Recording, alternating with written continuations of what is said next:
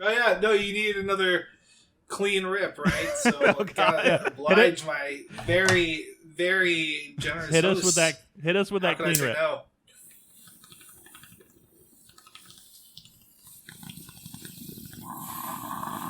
That's a KSMR. Oh. I feel like I'm morphing. They can't tell you their names. They can't tell you where they live, but in the mid to late 90s, these 5 teenagers can turn into animals to fight an invading army of evil brain slugs. 5 dumb teens are the only thing standing in the way of complete annihilation. This is Animorphing Time with Nate and Tyler. Get your hand off my girlfriend, you yeerk-brained bastard! This is for Daddy. Make it like half the bottle. Catherine Alice Applegate wouldn't want this. Doesn't want this. Blah, blah, blah, blah. And like they're like, no, stop shooting at children. Oh man, being 12 was weird. Yeah, so should we just go ahead and pop this thing off then? Yeah, let's pop it off. We're popping off. Okay, let's pop off with a strong, hard pop. Ready? Here we go. Ready? One, two, pop. We've popped. Welcome to Animorph Time. Always popping. Welcome to Poppin' Time Pop with Pop. Pop. I was ready to leave that bit, but you were ready to like. I'm gonna call back to it so you can't edit it out. Yeah, Hey, cool. welcome to Animorphin Time with Nate and Tyler. Hey, welcome to F North. Oh, Welcome to Morphin Time. there's Nate over there. I am, as always, Tyler, Yes, welcome. and this is your bi-weekly, bi-weekly every other week. Yes, and we both like everybody bi-weekly.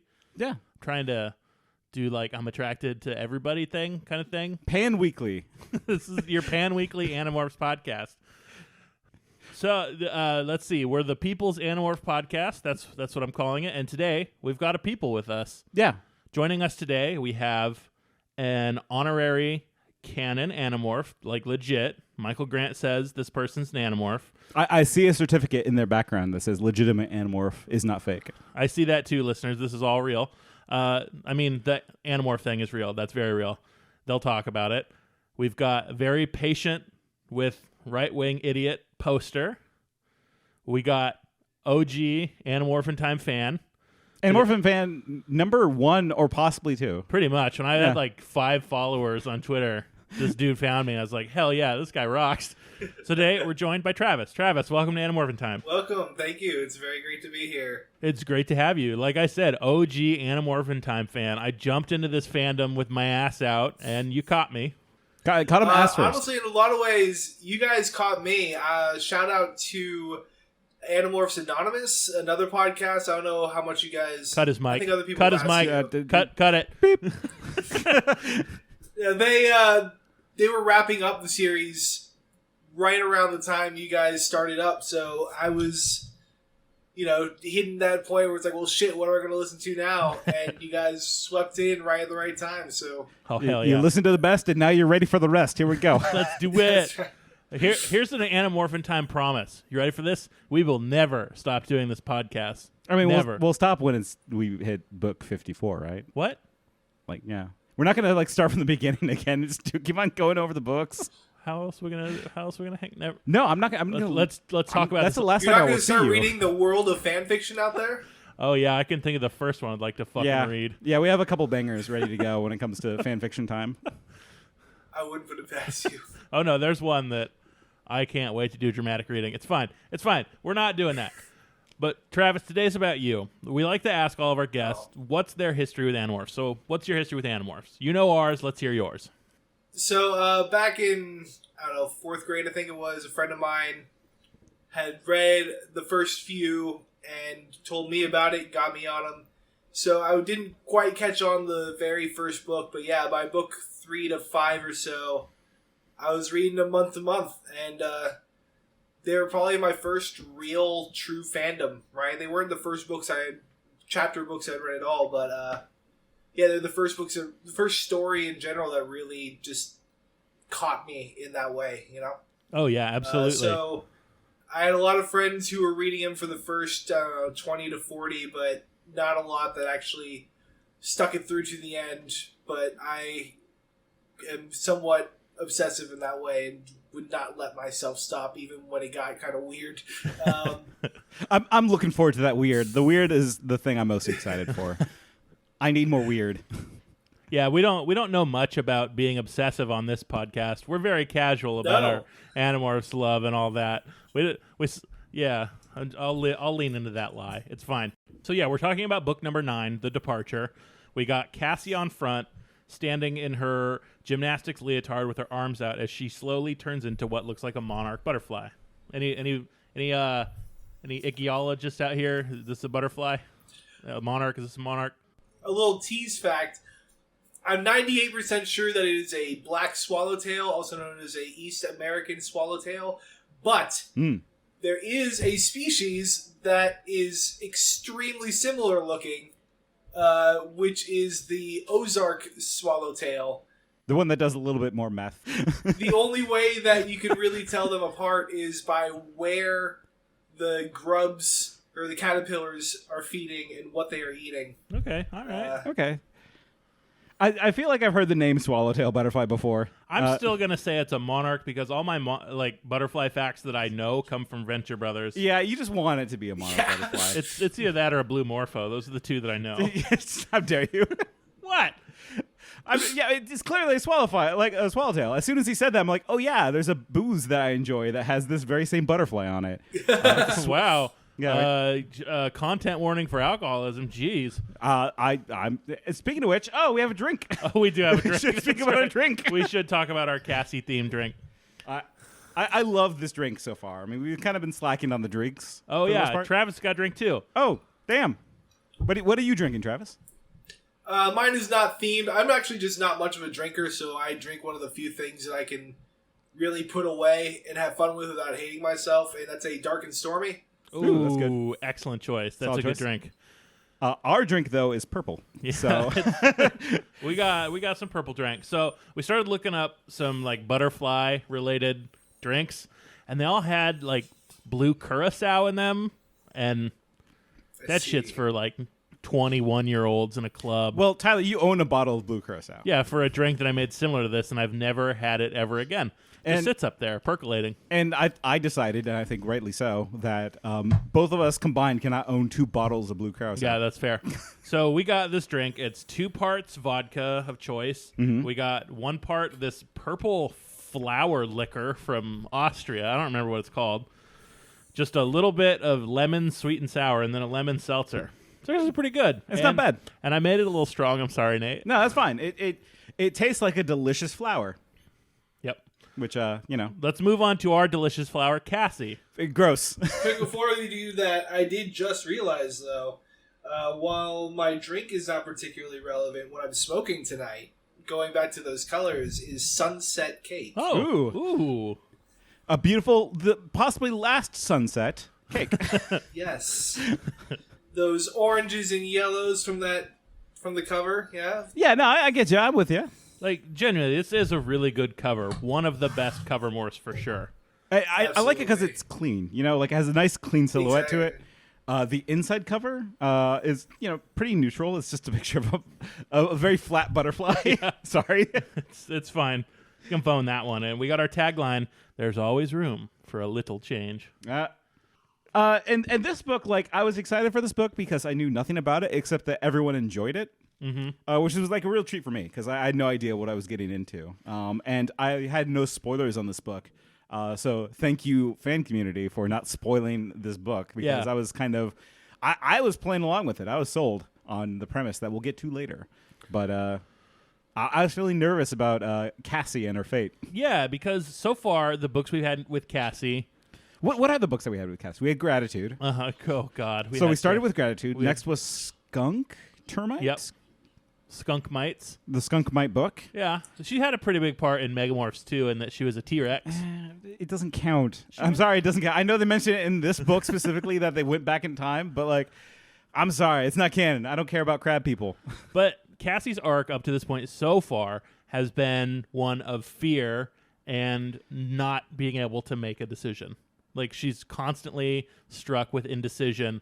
Like, you can even look at Megamorphs 1 when she said, do I distract the Valik and save Rachel or Marco? And she just sits there petrified. That's something that she does a lot. She, she's supportive. She's there for the Animorphs, but she is not a fighter. She's not there to cause harm, but prevent damage. Right. Right?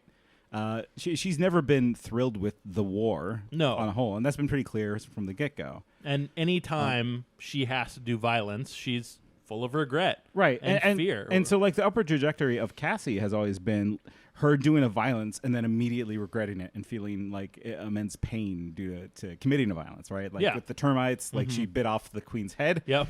And again, like, I don't care because they're termites. They don't care either, really. They're termites. Right. Her arc has always been about squaring the predatory, malicious nature of the world. Yeah, and it sounds like this is kind of the apex of her story arc, right? I mean, it sure feels like it. Yeah, like I don't know where she goes. I mean, the whole story just goes completely ridiculous, and she gets swept up in that. But I'd say that, yeah, this is probably the pinnacle of, like, peak Cassie.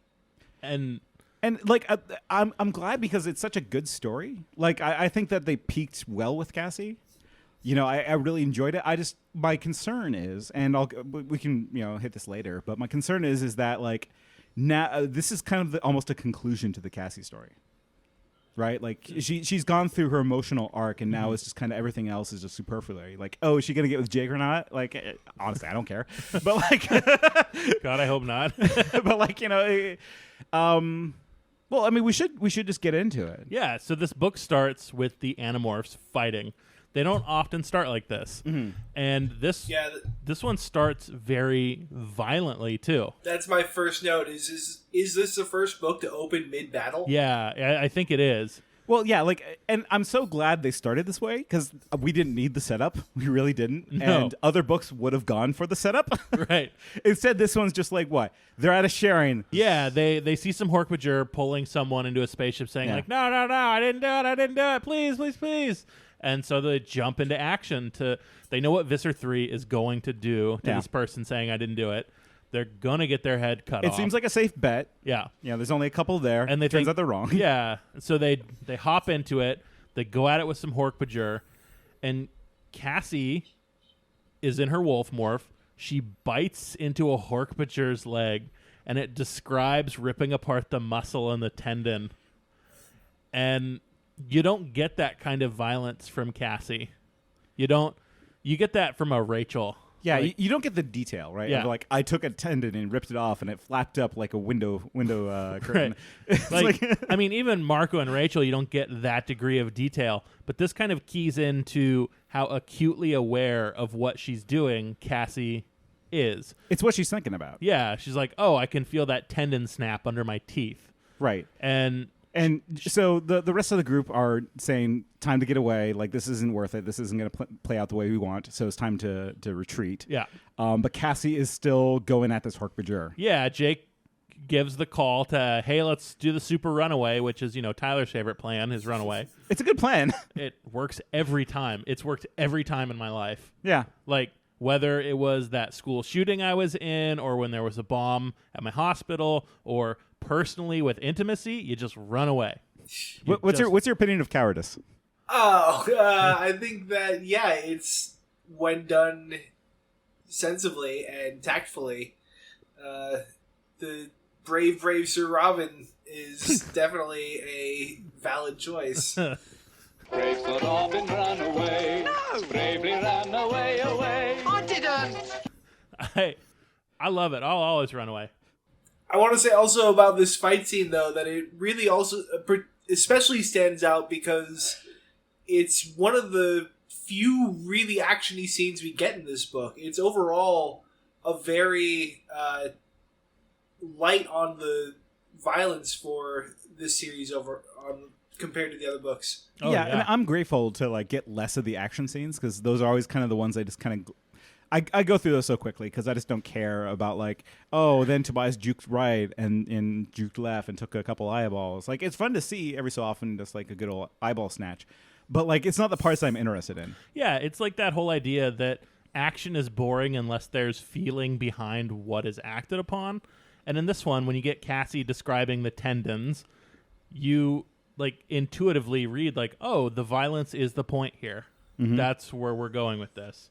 So Jake says, back off. Cassie does not. No, And she sees a Hork-Bajir laying down, and she goes Liam Neeson the Gray on its neck. see, I was going to say MacGruber. She goes MacGruber on his neck. She does. Just takes a couple necks. Yeah, she does take a neck. Throat lozenges. You're gonna want to take the whole box. Awesome. Got another throat rip in. Cool. And well, this is like the thing that she keeps on thinking back to through most of this book is taking the Hork-Bajir's neck, because she didn't have to. Jake said don't. Yeah. But she did it anyways. Yeah. She went against her nature. And she realized doing so, she felt nothing. Yeah. Which, shit. Yeah. And she carries that with her, Yeah. right? So they book it. They eventually leave. Yeah, and Cassie feels some eyes watching her, but she doesn't pay it any mind, really. Yeah. I But don't know why I'm doing the foreshadowing for the book. we're going to talk about it in like 10 minutes. But yeah, so Cassie just straight up here says, I'm out of the Animorphs. Yeah. Without any warning, the crew is just kind of blindsided by it, but like I guess they just haven't processed it yet, and they go home. And Like- honestly, like every 2 weeks, one of them quits anyway. Yeah. It's like if you have a bad day at work and you're just like, I'm done with this job. I'm never coming back again. Oh, shit. Yeah, they specifically comment on how, like, yeah, Cassie, we've heard this before. Yeah. Yeah. And it's like, I mean, yeah, if I just ripped out someone's throat, I'd want to quit too. Yeah, but they read it as this was a bad day for Cassie, not like she's actually leaving. Right. But Cassie has been thinking about this for a while. Yeah. And she's noticing changes in herself that she's not feeling great about. Yes. And we get to that next when she goes home and meets with Nate's favorite character. Oh yeah, Cassie's dad. She needs to name her dad. I need a name for Cassie's dad. It's Cassie's dad. Chilipop is what I'm going to call it. I like Chilipop a lot. I love Chilipop. Chilipop. Chilipop. Hey, it calls back to our pop thing, remember? Yeah. Can't cut it. Damn it. It made no sense. I hated it. Chilipop.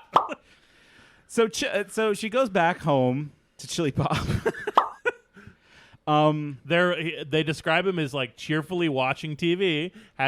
They said he always has the remote in his hand. So that makes me think he's just constantly changing the channel, just looking for the next best thing. Yeah. Well, he is, he demands entertainment. Yeah, and he gets bored easily. I identify with this man. He likes hot chili and doesn't like to be bored on TV. And you know what else he loves? He sits down a lot. That's me too. He loves having funding.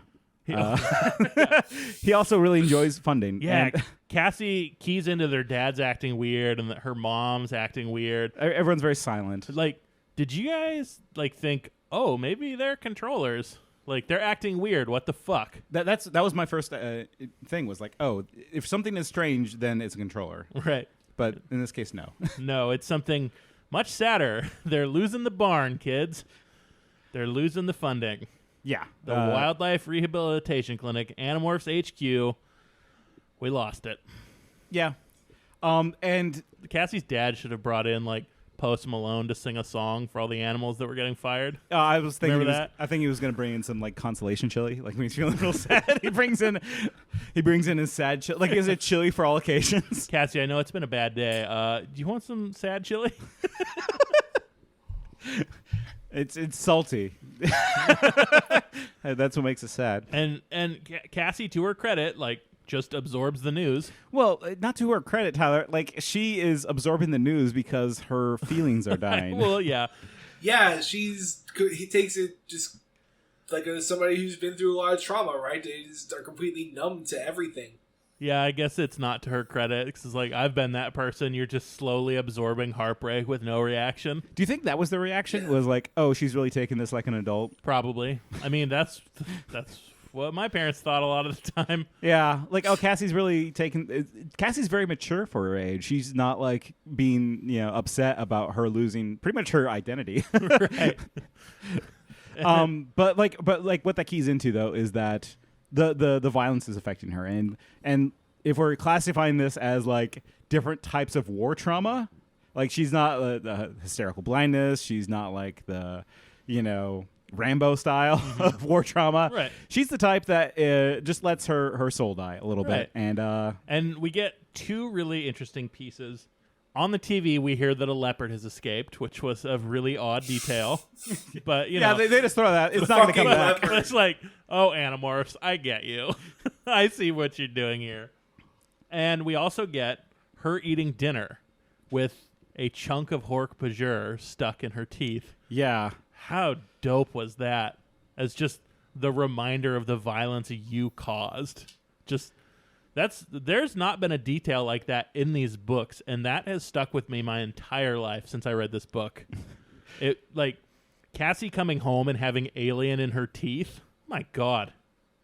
Totally. The closest it reminded me of was after, I don't think it was a termite fight, it was the ant fight when one of them is in the shower and they find some like ant head still biting into their skin.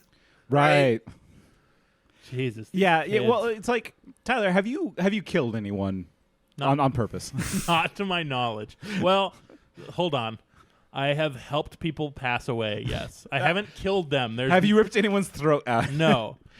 So imagine that you had to, you justly caused you had to kill someone, right? And then you went home and you're just processing it, and you look down and you see a finger just attached to your foot. I knew a nurse who took home a patient's finger once. Yeah, like Really? It's disgusting. Like, think about that kind of like reminder of like you're still just.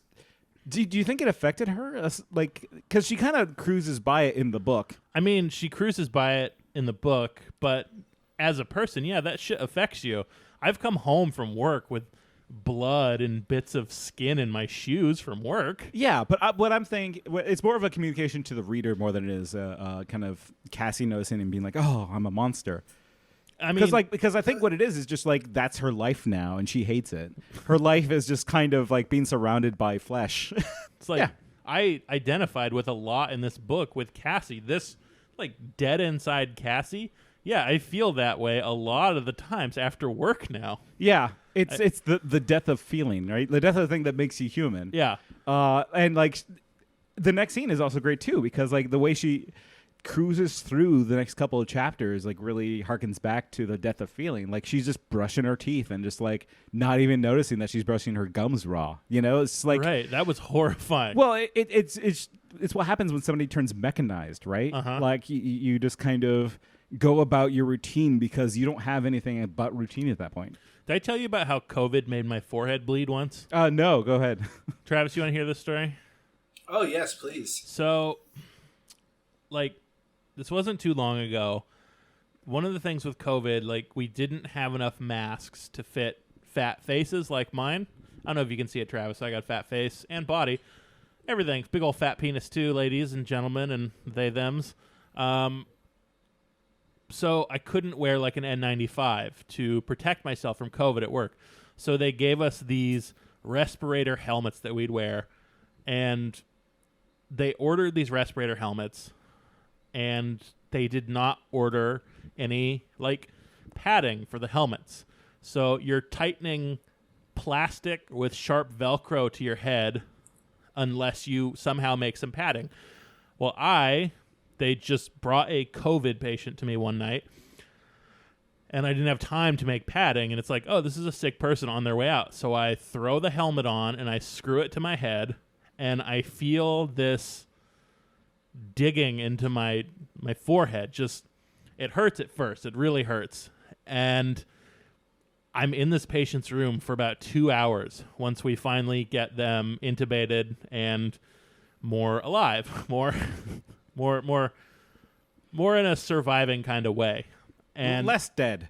And I walk out of the room and I just take the helmet off and I put my regular mask back on and I just start typing, and my charge nurse comes over just looking at me horrified, and I'm like, what? And it's like, you're bleeding, and I had bled down my face onto my nose without even realizing it from this fucking respirator. So. Yeah, I get disassociating and turning everything off and not feeling pain and then just be like, oh, I'm a mechanical robot built only for saving. Yeah, the lack of pain seems concerning. I mean, you get used to it. It's like, oh, do I readjust my helmet or do I let this person die? Well, no, like lack of pain is what happens when something's dead. Like you're not like if you can't feel your arm if it's on fire, then that's bad. Yeah, very bad. Right?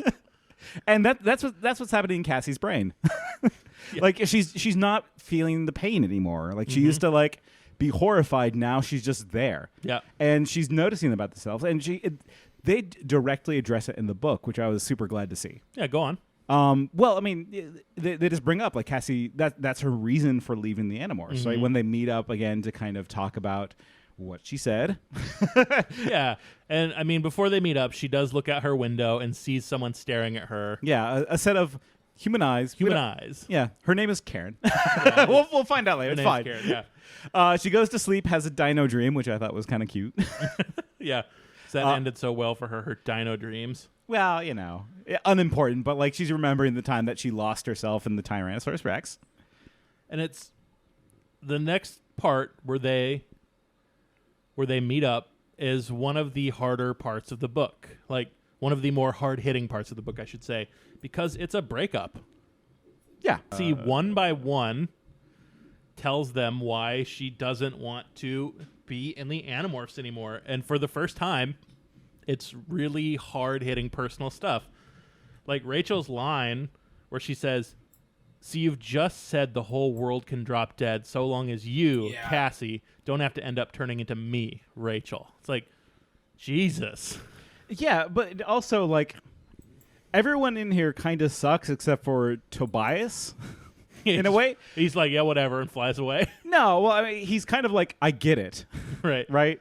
But, like, Rachel is kind of self-absorbed. Kind of. Yeah, I mean, yeah, she is. Even Tobias's reaction was it kind of twisted away because they say, like, it's might almost be kind of forced, right? He needs himself to hold on to these human values so that he doesn't go entirely into that world of, hunter be hunted. And I think that's accurate, too, with Tobias. I think he'd be straight up married to Price Cut Polly had he not clung on to these dumb kids. Yeah. It's just, it's like one of those things where, like, everyone in here kind of is not understanding Cassie, except for possibly Jake and Tobias, right? Yeah, for sure. Because, like, she's trying to say, like, listen, I'm leaving because I'm feeling, like, less and less every day, and just, this is not a part of me. And she even says that, oh, yeah, guess I'm a coward, I'm selfish. Yeah, well, she's shutting down, right? Yeah. Like, she's retreating in the way that she, is her defense mechanism, right? She's not the... All of these are kind of like, if we were to pick this apart, then every single Animorph is kind of a defense mechanism of anguish and grief, right? Oh, go on. I like that reading. Yeah? Okay. Yeah. So, I mean, well, I'm not going to pick it apart for everyone, but, like, it's pretty obvious in their confrontations of, like, Rachel brings in, like, okay, I deal with this through rage and anger and revenge. Got it. I'll mark that one off. Marco, like, sarcasm and joking of, like, black-pilled irony. Right. Okay. Yeah. Bargaining. Yeah. Yeah. but like, you can see where I'm going with this, in that, like, Tobias's acceptance. Well, then what is Cassie? Right? Because, like, Cassie... I don't know. Also acceptance. Cassie is just absorption, right? Her deal is, like... I always think of her as like a 1950s housewife, right? Okay. She is the wife from Mad Men. In that Betty Draper, yeah. Thank you. In that she just absorbs everything and kind of sits on it until she breaks. Cassie. I was picturing Rachel sitting down and then having that flashback to war right behind her. Like, Cassie's Don Draper. Rachel's Don Draper in this situation. Have a seat. But like... But this is Cassie's break. Like Cassie snapped, bam. She is snapped. She's done. She's shutting down. She has the answers to their questions, but she just doesn't care. Yeah, she just agrees with all of them. She doesn't fight for herself for anything. Right. She's just like, okay, yeah, I won't morph. Okay, yeah, no morphing. Yeah. Whatever, please leave. Yeah, just I need to go. I need to be out. Yeah, I'm out. I need to leave. Which, that's 19 books in, that's hard to read a little bit, because this is, I think, the most real this has been. Did it feel that way to you? at this point, I didn't believe that she was out of the Animorphs. I'm like, I've read these books before. Something will happen or she will return back to the Animorphs. Yeah. But like, I was excited for what would happen, and I'm glad the direction that it took. Yeah, Travis, how did you feel about this breakup scene? Yeah, very similarly. Like, it's obviously going to have some turnaround, right? But they do kind of set the tone from book 1, saying that, shit can get real with, like, Tobias getting stuck as a hawk, right? So, like, there can be major status quo implications that are long-lasting, right? So I didn't think that she was necessarily going to die. I didn't think that she was necessarily going to be out. But, maybe, yeah, she becomes kind of like Eric and is more of like a side ally, right, as opposed to an actual full-on, warrior, right? Yeah. Like, that could be an interesting avenue to explore. And it's hard to remember how I reacted to this when I read this, 20 years ago? But yeah, there is you can feel that it is true to her character that she would be reacting the way that she is, right? She says, I was going in trying to do damage, and the clash of that against her nature, but it's still being realistic given the situation she's in, that conflict has to go somewhere, right? If you don't address it, that's weirder, right? So, do you think that Cassie's easily manipulated? Because, like, I've thought about this, and like, I think that she is. I think that she's easily bows under social pressure. I could see that because Cassie, for all of who she is, she's also a big sponge. She takes on the feelings and personalities of those around her. She's empathetic, and she kind of like reads everything from other people's perspectives, but not necessarily from her own. And so I think that she is seeing herself turning into a bit of a Rachel, where she's kind of gaining the violent habits of a Rachel and kind of using those, and it's causing a cognitive dissonance in her soul. Yeah. So and that's what she's trying to communicate, but she can't because she doesn't want to hurt her friends, or she just due to those like social pressures that we kind of talked about, like she can't bring herself to respond honestly. So instead she just retreats and balls up. And it's I feel like she does have moral standings and things that she believes in, but yeah, I don't think that she has the strength to stand up to people who push against that. So in order to have this whole arc that we go on, you can't have those outside voices pushing her to act otherwise, right? It has to be just her and this other girl.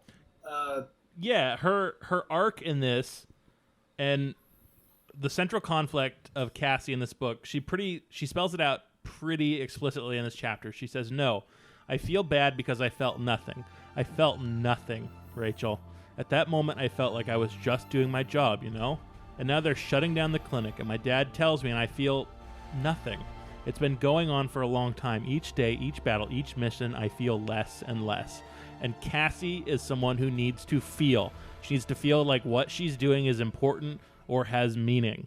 And when something she is so against, something that to her personally is so abhorrent and awful, just becomes her job, of course she's going to self-destruct and destroy herself. And she's the only one in this group that has that feeling. Yeah, they can all turn it off. She can't. Yeah.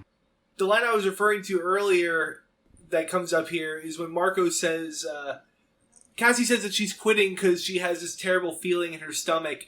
And Marco says, oh, maybe it was something you ate. Yeah.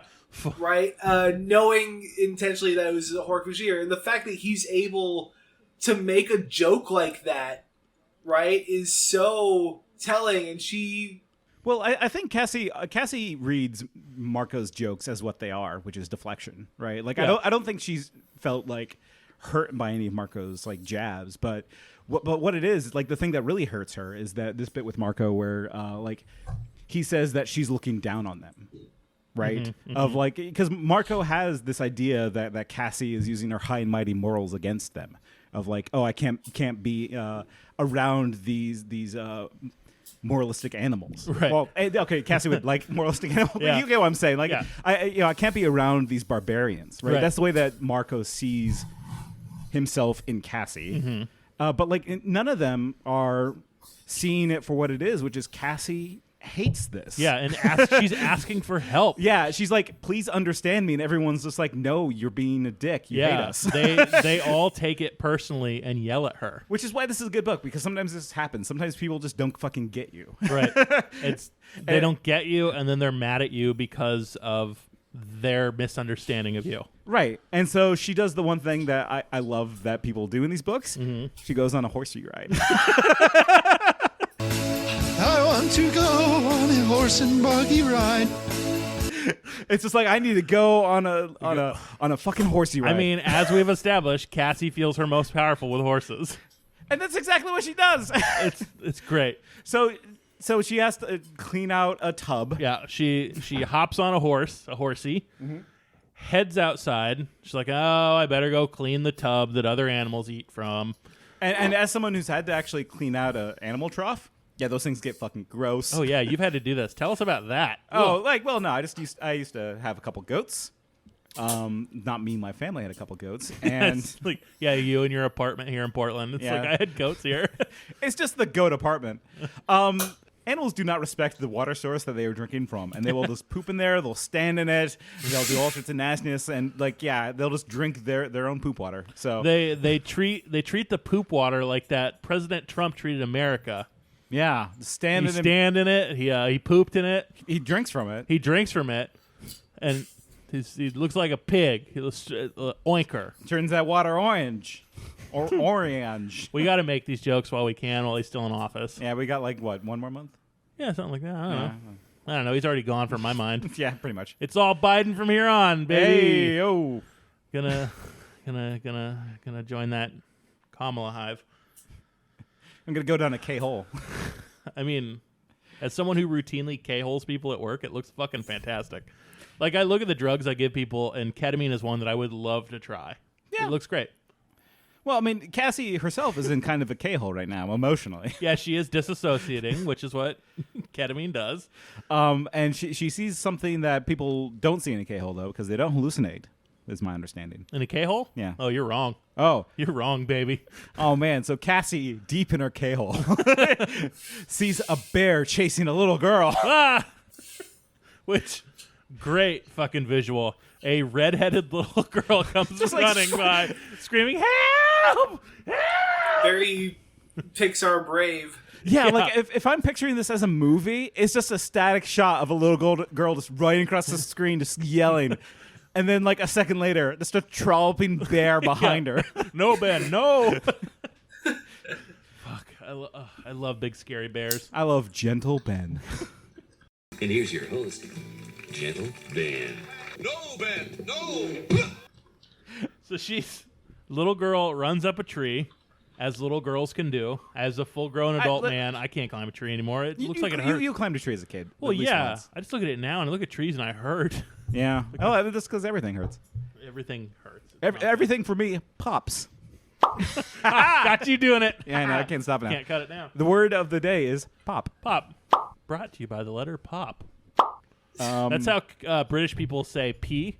Like how they say Z for Z. They say pop for P. I'm going to go to the water closet and pop.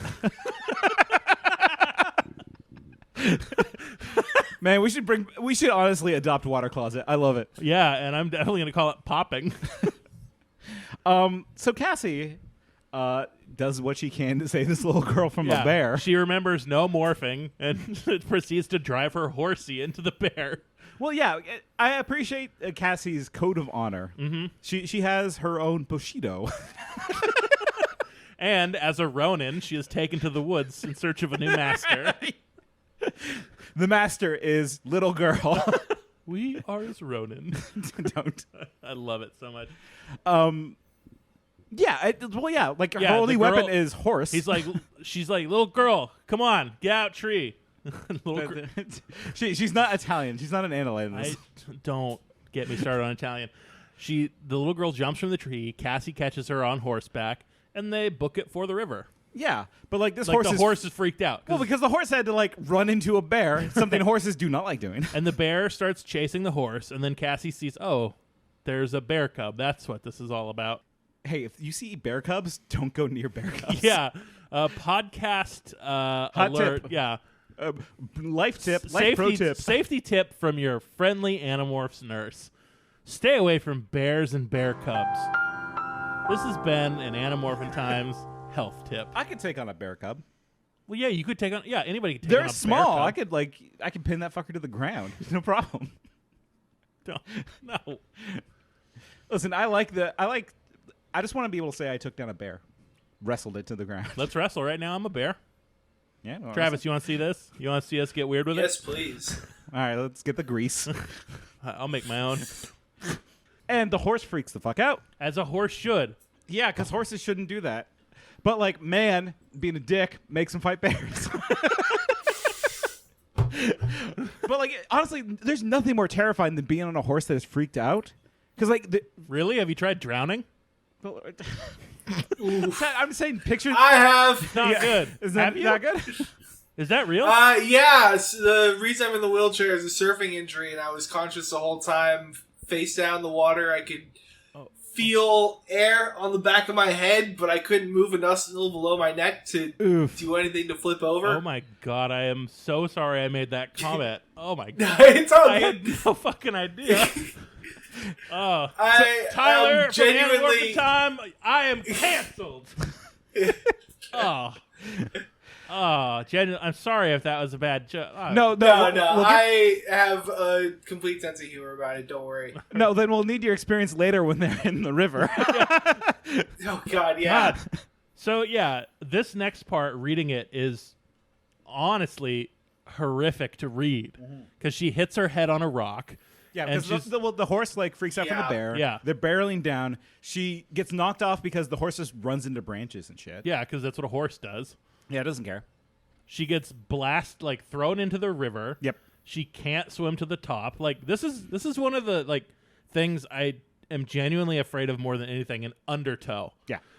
The idea of being trapped underwater and trying to swim out of it and not being able to, that horrifies me. Or the idea like you don't know where up is. Yeah, you don't. Right? And so she gets clobbered in the head with a rock, and her world goes dark. Yep. And she's gone. She does not feel this panic because she's out. She mentions breathing in a lungful of air, but oh shit, wait, that's not air. Yeah, it's a spicy air, aka water. Yeah. Now, Travis, if you're comfortable, would you talk about your experience? You don't have to. We can cut all. No, yeah, absolutely. Like I said, both have a sense of humor about it, and I'm an open book. So, all right, so do you have any let's turn that page. specific questions? No, like what happened? So a couple days into the summer vacation after freshman year of college, just went to the beach with a couple of friends of mine. We were body surfing because we didn't have boards. Hit a wave wrong. You're a nurse, right? So I can get a little bit technical. Absolutely. I am an incomplete quadriplegic at the C4, C5 vertebra. They had to do 140 pounds of traction to pull the vertebrae apart enough to reset them. Oh my God. I'm not a medical person, but traction on vertebrae sounds bad. I have been told, you can maybe verify this, if you get steroids to the point of impact within 2 hours, there's like a 20% or so increase to the projection of amount of function return. Mm-hmm, yeah. I was, with that in mind, I was on the UCLA operating table within 45 minutes. Oh my God. So it was extremely fortunate in a lot of ways. The lifeguard was already waist deep in the water, getting people away from a riptide.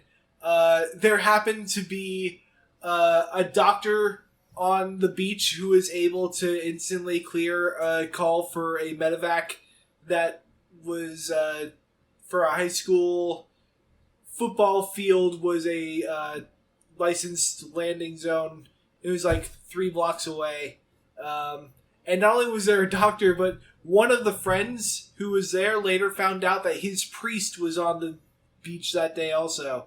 So, you know, I'm not necessarily a spiritual man, but I'm not going to look that in the mouth and not acknowledge it, right? God damn. So, yeah, that was like a little over 15 and a half years ago.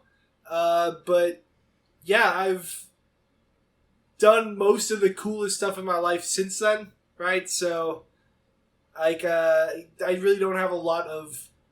I don't have any real denial around it, but I also do not feel a lot of,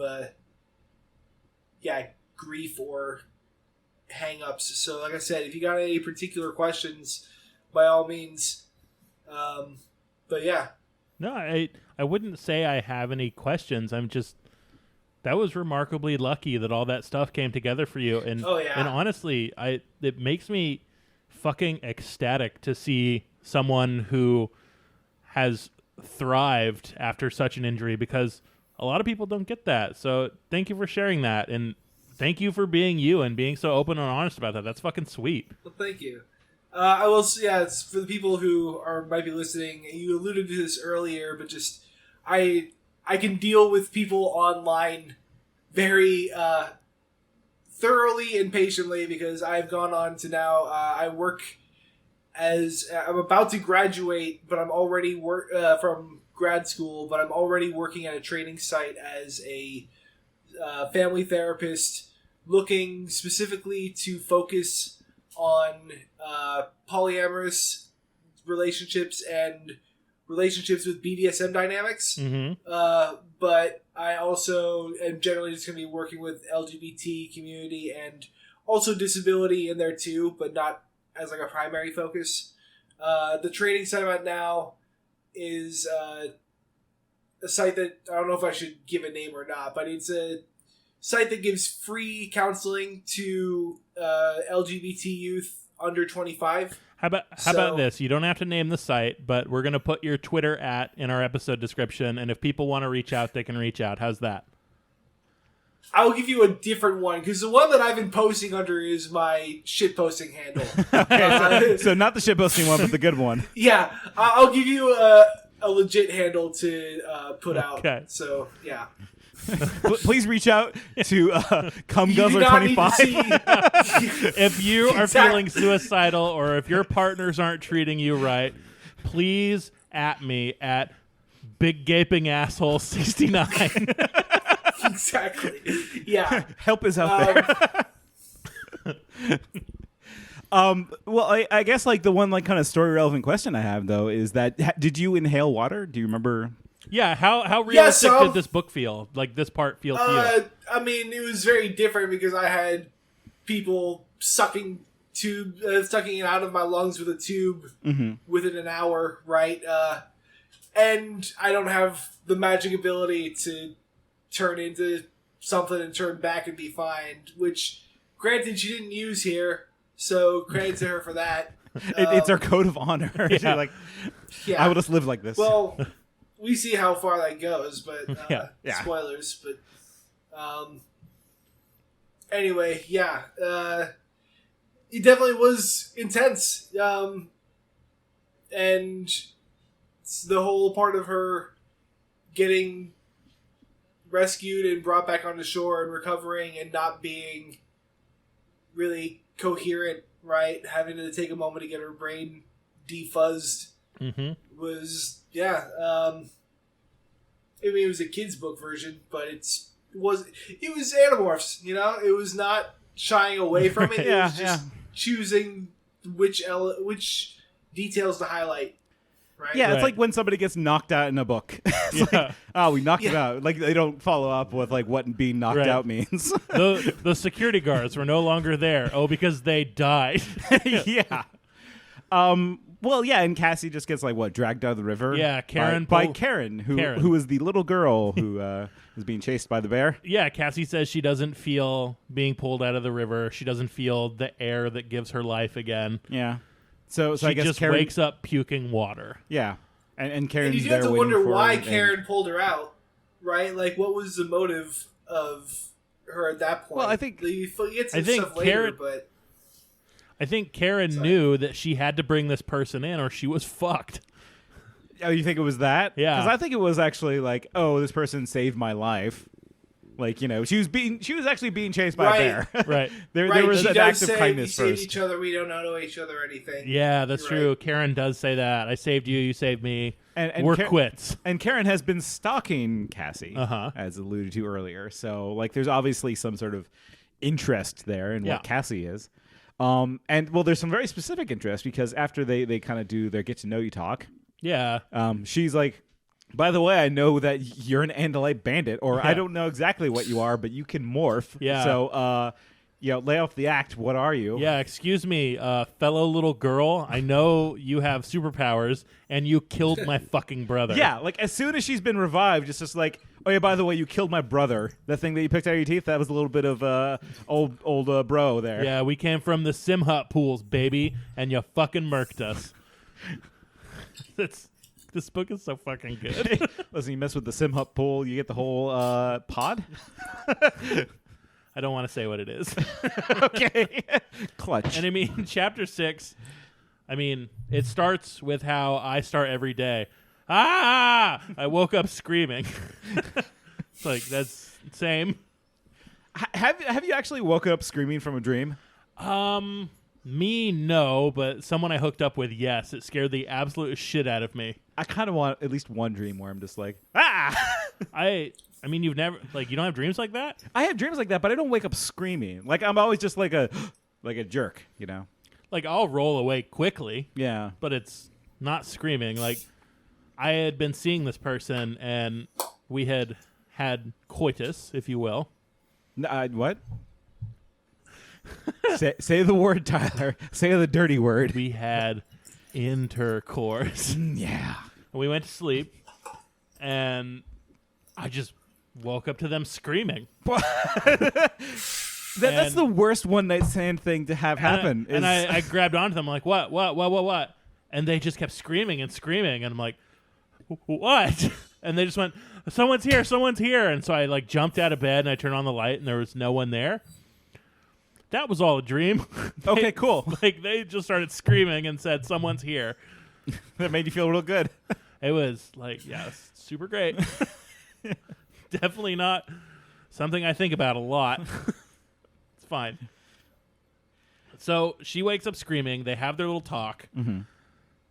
Cassie's like, oh shit, this little girl's a fucking yeerk. Yeah. She's in a situation now where there's just no easy way out of confronting her exact problem with the Animorphs, right? Right. She's stuck in it. She has to make a decision. She has to make a decision one way or another. Right. She tries to defer it more by just kind of playing it off I don't know what you're talking about, crazy little girl. Whatever, little girl. I'm an Andalite, whatever that is. I guess I'm some kind of spooky alien. Yeah, you think I'm a werewolf, huh? You dumb idiot. And it kind of works. There's some doubt for Karen, but not enough for her to disbelieve that she is what she is. No, right? She's just unsure about the situation. Maybe she doesn't remember being morphine or whatever. Yeah, and Karen's like, I know you have to kill me. Yeah, so kill me. I know your secret. Yeah. You can get me whenever you want. You can turn into whatever you want. It's God, wouldn't it be so fun to murder me right now? She's still running under the assumption that Cassie loves murder. Right, because she says that Andalites are heartless fools who will cut you, no problem. Yeah, and, honestly, kind of. Yeah. They haven't shown themselves to be other. But Cassie's like, whatever, little girl, I'm going to make you a splint. Yeah, it's time to, fix your messed up ankle, because you messed up your ankle.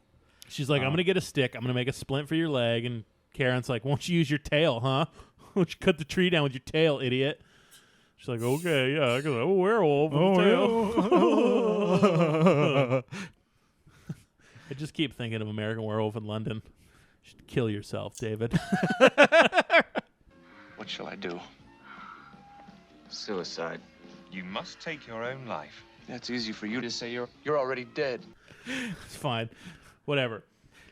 So she builds Karen a splint and a crutch. Yeah, she finds a nice, like, conveniently crutch-shaped branch. I mean, that's not hard to do for a little girl. I guess. Yeah, you're right. You're skipping over the best part where she picks off the big, huge piece of wood and she's like, yeah, I could beat the shit out of this kid with this. Oh, yeah, she does do that. And before she reveals that idea of, like, this would make a good crutch, they kind of fake you out. Like, they don't say anything about that. She just walks over to this tree, picks off this big club, and is like, yeah, I could fuck her up with this. And then she's like, here, use this. Right. It'll help. Yeah, like, what is that emotion? Is that, like, her Rachel influence kind of bubbling up a little bit? Yeah, I think so. She's running through all the things, like, well, I could do it this way, or I could do it this way, or what happens if I don't do it? What can I make her my friend? What if I were to, like, break her teeth in and wear it as a necklace? What if I cut her ears off and had tiny ears as earrings? Well, I mean, yeah, like, she's going there, though, right? What were you going to say, Travis?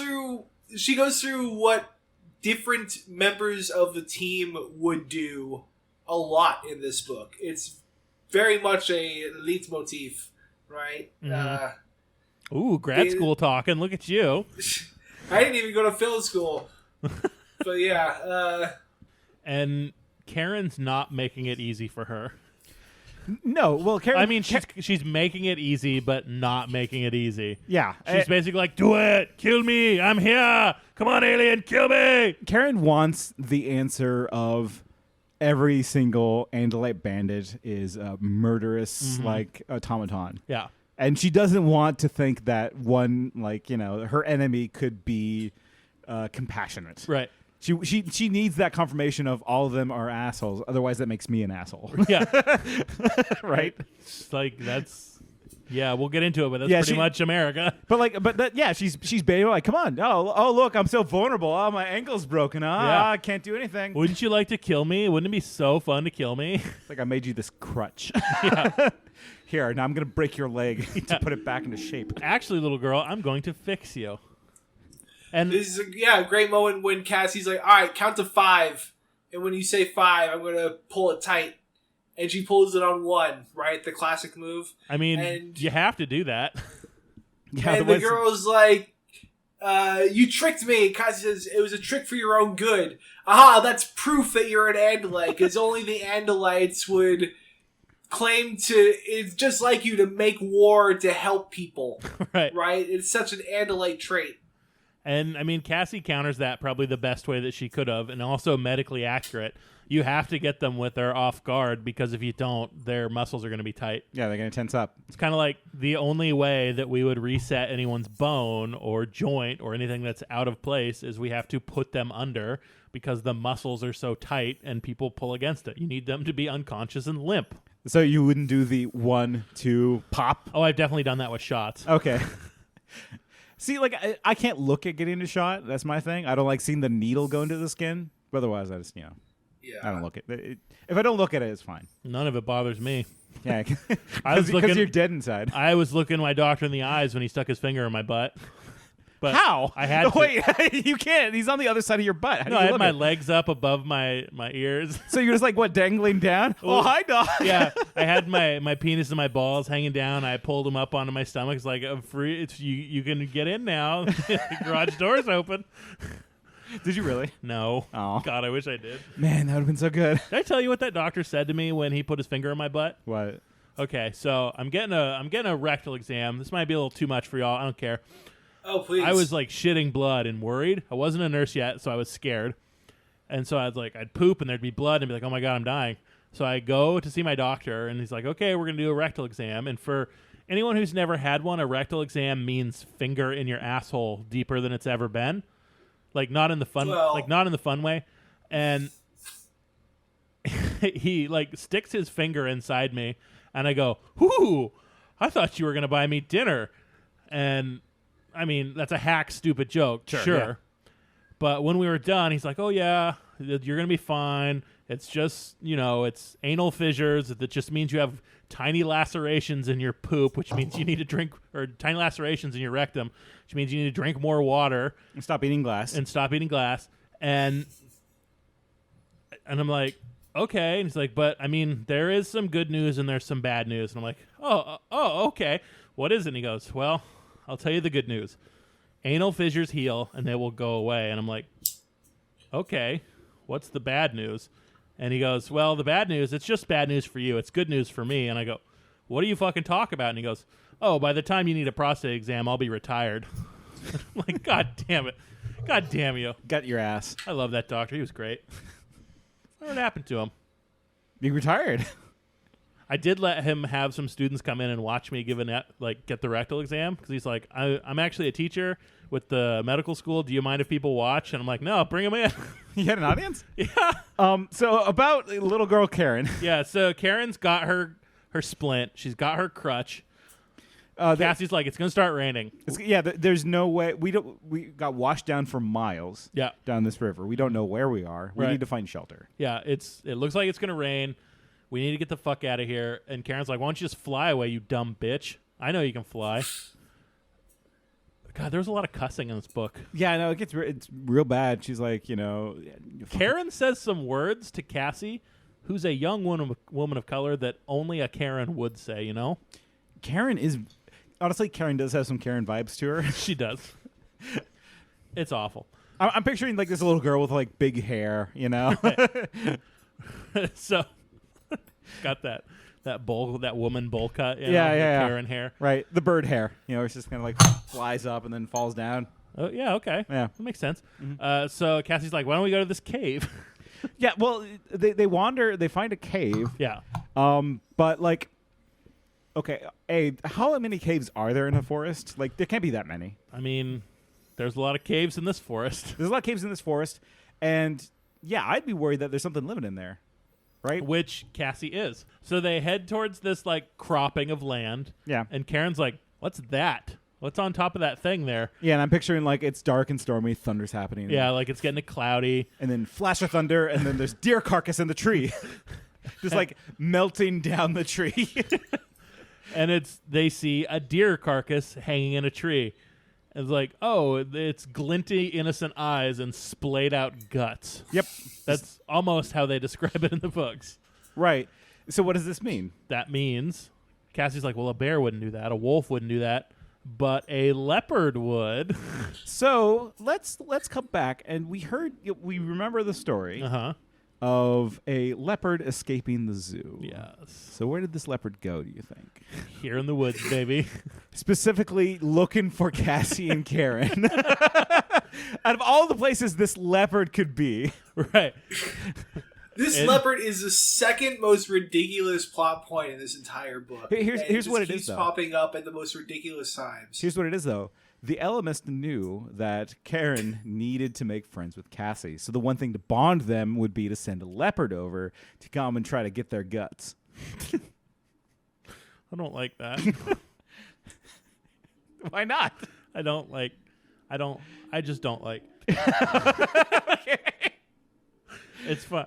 But so Cassie puts it together like, we're in actual danger. We need to go into this cave. Yeah, we need fucking shelter now. Right. So Cassie makes up a thing like, Karen, go look in these bushes for a second. I need to look in this cave. Yeah, don't peek. The brush there's like brush covering the cave entrance, so Cassie starts pushing through it. And that's when Carol's like, hey, use your tail again. Cut through the brush. And Cassie's like, yeah, okay, whatever. Tail's funny. Real funny stuff. Yeah, but Cassie notices that, like, she can't really see Karen. Karen can't see her. Maybe I should just peek into, like, a little bit of wolf morph and smell to see if there's anything in this cave. See if cave. there's something living in there. Yeah. Which, I mean, good idea. Yeah. And she does. She turns a little bit wolfy and kind of, like, sniffs in the cave, and she doesn't smell anything. But at this point, she hears Karen coming on, like, hey, what are you doing over there? Hey, right. What the fuck's going on? Hey, little girl, what are you doing over there? It's like a second, and like, she morphs out real quick. She's like, oh, it was nothing. But then, of course, like, at the perfect time, one Mr. Leopard. A certain El Jefe. No, it's not. He's not an El El Jefe. Jefe's a jaguar. It's true, but Get your big cats right. I miss El Jefe. I do too. It's fine. Can this be like a jaguar? We can make this book whatever we want it to be. We're adults. Okay, this jaguar. No, this leopard. It's a leopard. It's a leopard, yeah. So this leopard like leaps onto Karen. Terrifying. And Cassie's like, I could let this leopard eat her. This would solve all my problems. It gives her a moral out too, which I thought was kind of cool. Like, listen, this isn't on me. I did not kill Karen. No. A leopard killed Karen. Yeah. Right? Could you imagine, like, think of the person you hate the most. Every cop. Okay. And a leopard jumps out of a tree and just gets on them. That's a lot of leopards. A lot of black leopards. Jump out of the tree and jump on these cops. Mm-hmm. You have a moral out of like, I kind of want this person to be dead. I don't want to kill anybody, but I want this person to be dead. Mm-hmm. That gives you a perfect moral out. Yeah. It's like the whole person died of blood loss when bullet passed through them or whatever. Yeah, right. Exactly. And that's what Cassie's been given. Like it's like an LMist is testing her to say like, okay, how much do you really believe in nonviolence? Right. Is this form of inaction nonviolence? Do you think? I mean, yes. Why? Yeah. Why? Because, I mean, she's not killing Karen. I mean, well, no, she is killing Karen because she has the means to stop Karen from dying. Right. Yeah, like think about it this way then, because if you want to take that argument, you can go to the other side and say like, okay, let's say you see somebody dying on the street corner and you have the ability to save them, but you don't. Did you kill that person? Did you kill them? No, but you failed to use everything at your means to save them. Okay, is that a form of violence? Did you commit violence on the person dying on the street corner? I mean, I guess it depends on how much you see inaction as violence, because that's me. I'm a first responder. Yeah. And if I don't respond when I could have. If you have the means to respond in a way that would save someone's life. Yeah, you kind of have to. I think you have to. Okay. For me, I have to. And if you don't, you see that as a form of violent action. I don't like the way this podcast has turned into a gotcha podcast. Well, this whole book is a lot of that, right? Like, there's a lot of tense questions that don't have a lot of good answers. And I'm honestly listening to you, Nate, and that's hurting me. It's like, well, I don't want to save anyone today. It's my day off. This book is a trolley problem book. It's just like, all right, here you go. Cassie, would you kill 10 people or 12 people? Here you go, Cassie. Here's a lever. It's really a prisoner's dilemma problem, right? Like, do you go for the selfish outcome that might screw you both over? Or do you actually, like, risk trusting people, which is the only way to potentially get a good outcome, but it's also the way that you get screwed the worst, right? It's like I don't know the answer to this. I mean, like, whatever. There isn't an answer. It depends on, like... What do you mean? You ask me all these fucking questions? There's no fucking answer? Tyler, if a tree falls in the forest and no one hears it, does it kill Karen? Did it land on a little girl? Tonight on Unsolved Mysteries. We'll explore this further because there's so many opportunities for Cassie to kill Karen. This is gonna be in my head. The universe wants to kill Karen so bad. I'm starting to wonder if my inaction is an act of violence. God damn it. Well, it's honestly like the real answer. What do you think, Nate? Well, the real answer depends on your moral beliefs. Oh, great. Like it really does. Like if. Okay, like think about it this way. Okay. I have X amount of money that if I donated could save someone's life. X is any number. That's a lot of money. Okay, look, I'll pick a number. I have $5,000 I could give to somebody that would save their life right now. I haven't. Did I kill someone? No. So, yeah, I agree. I don't think I did. But like you could see how, depending on how much money I had, it would change that kind of question. Or if I... Is Jeff Bezos killing people? Absolutely. Oh, yeah, for sure. Yeah, but like, is purpose important? Like, the thing is, like, there's not like any questions, and I think like we all kind of have to decide where our moral, like, lines are drawn.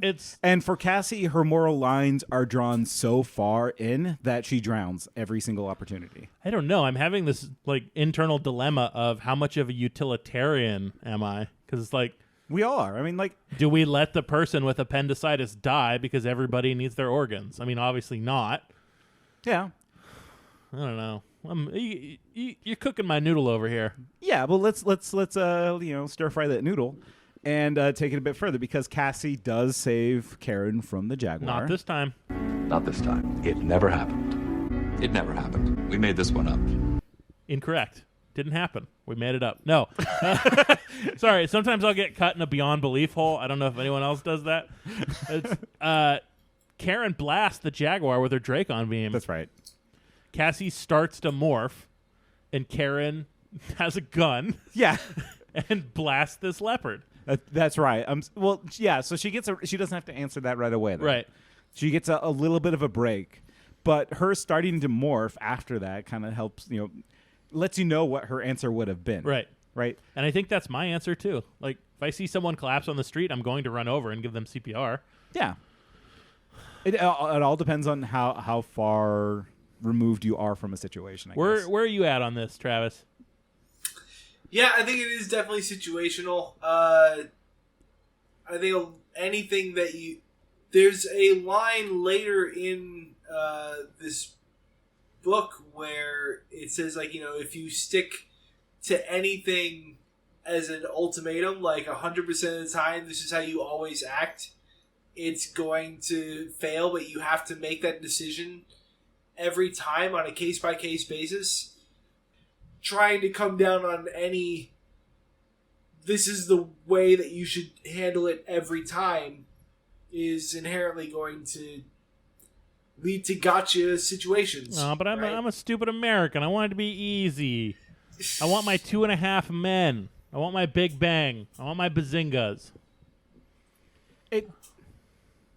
Yeah, I think we'll get to it. There's a Bazinga in this? Well, we know a Bazinga in this book.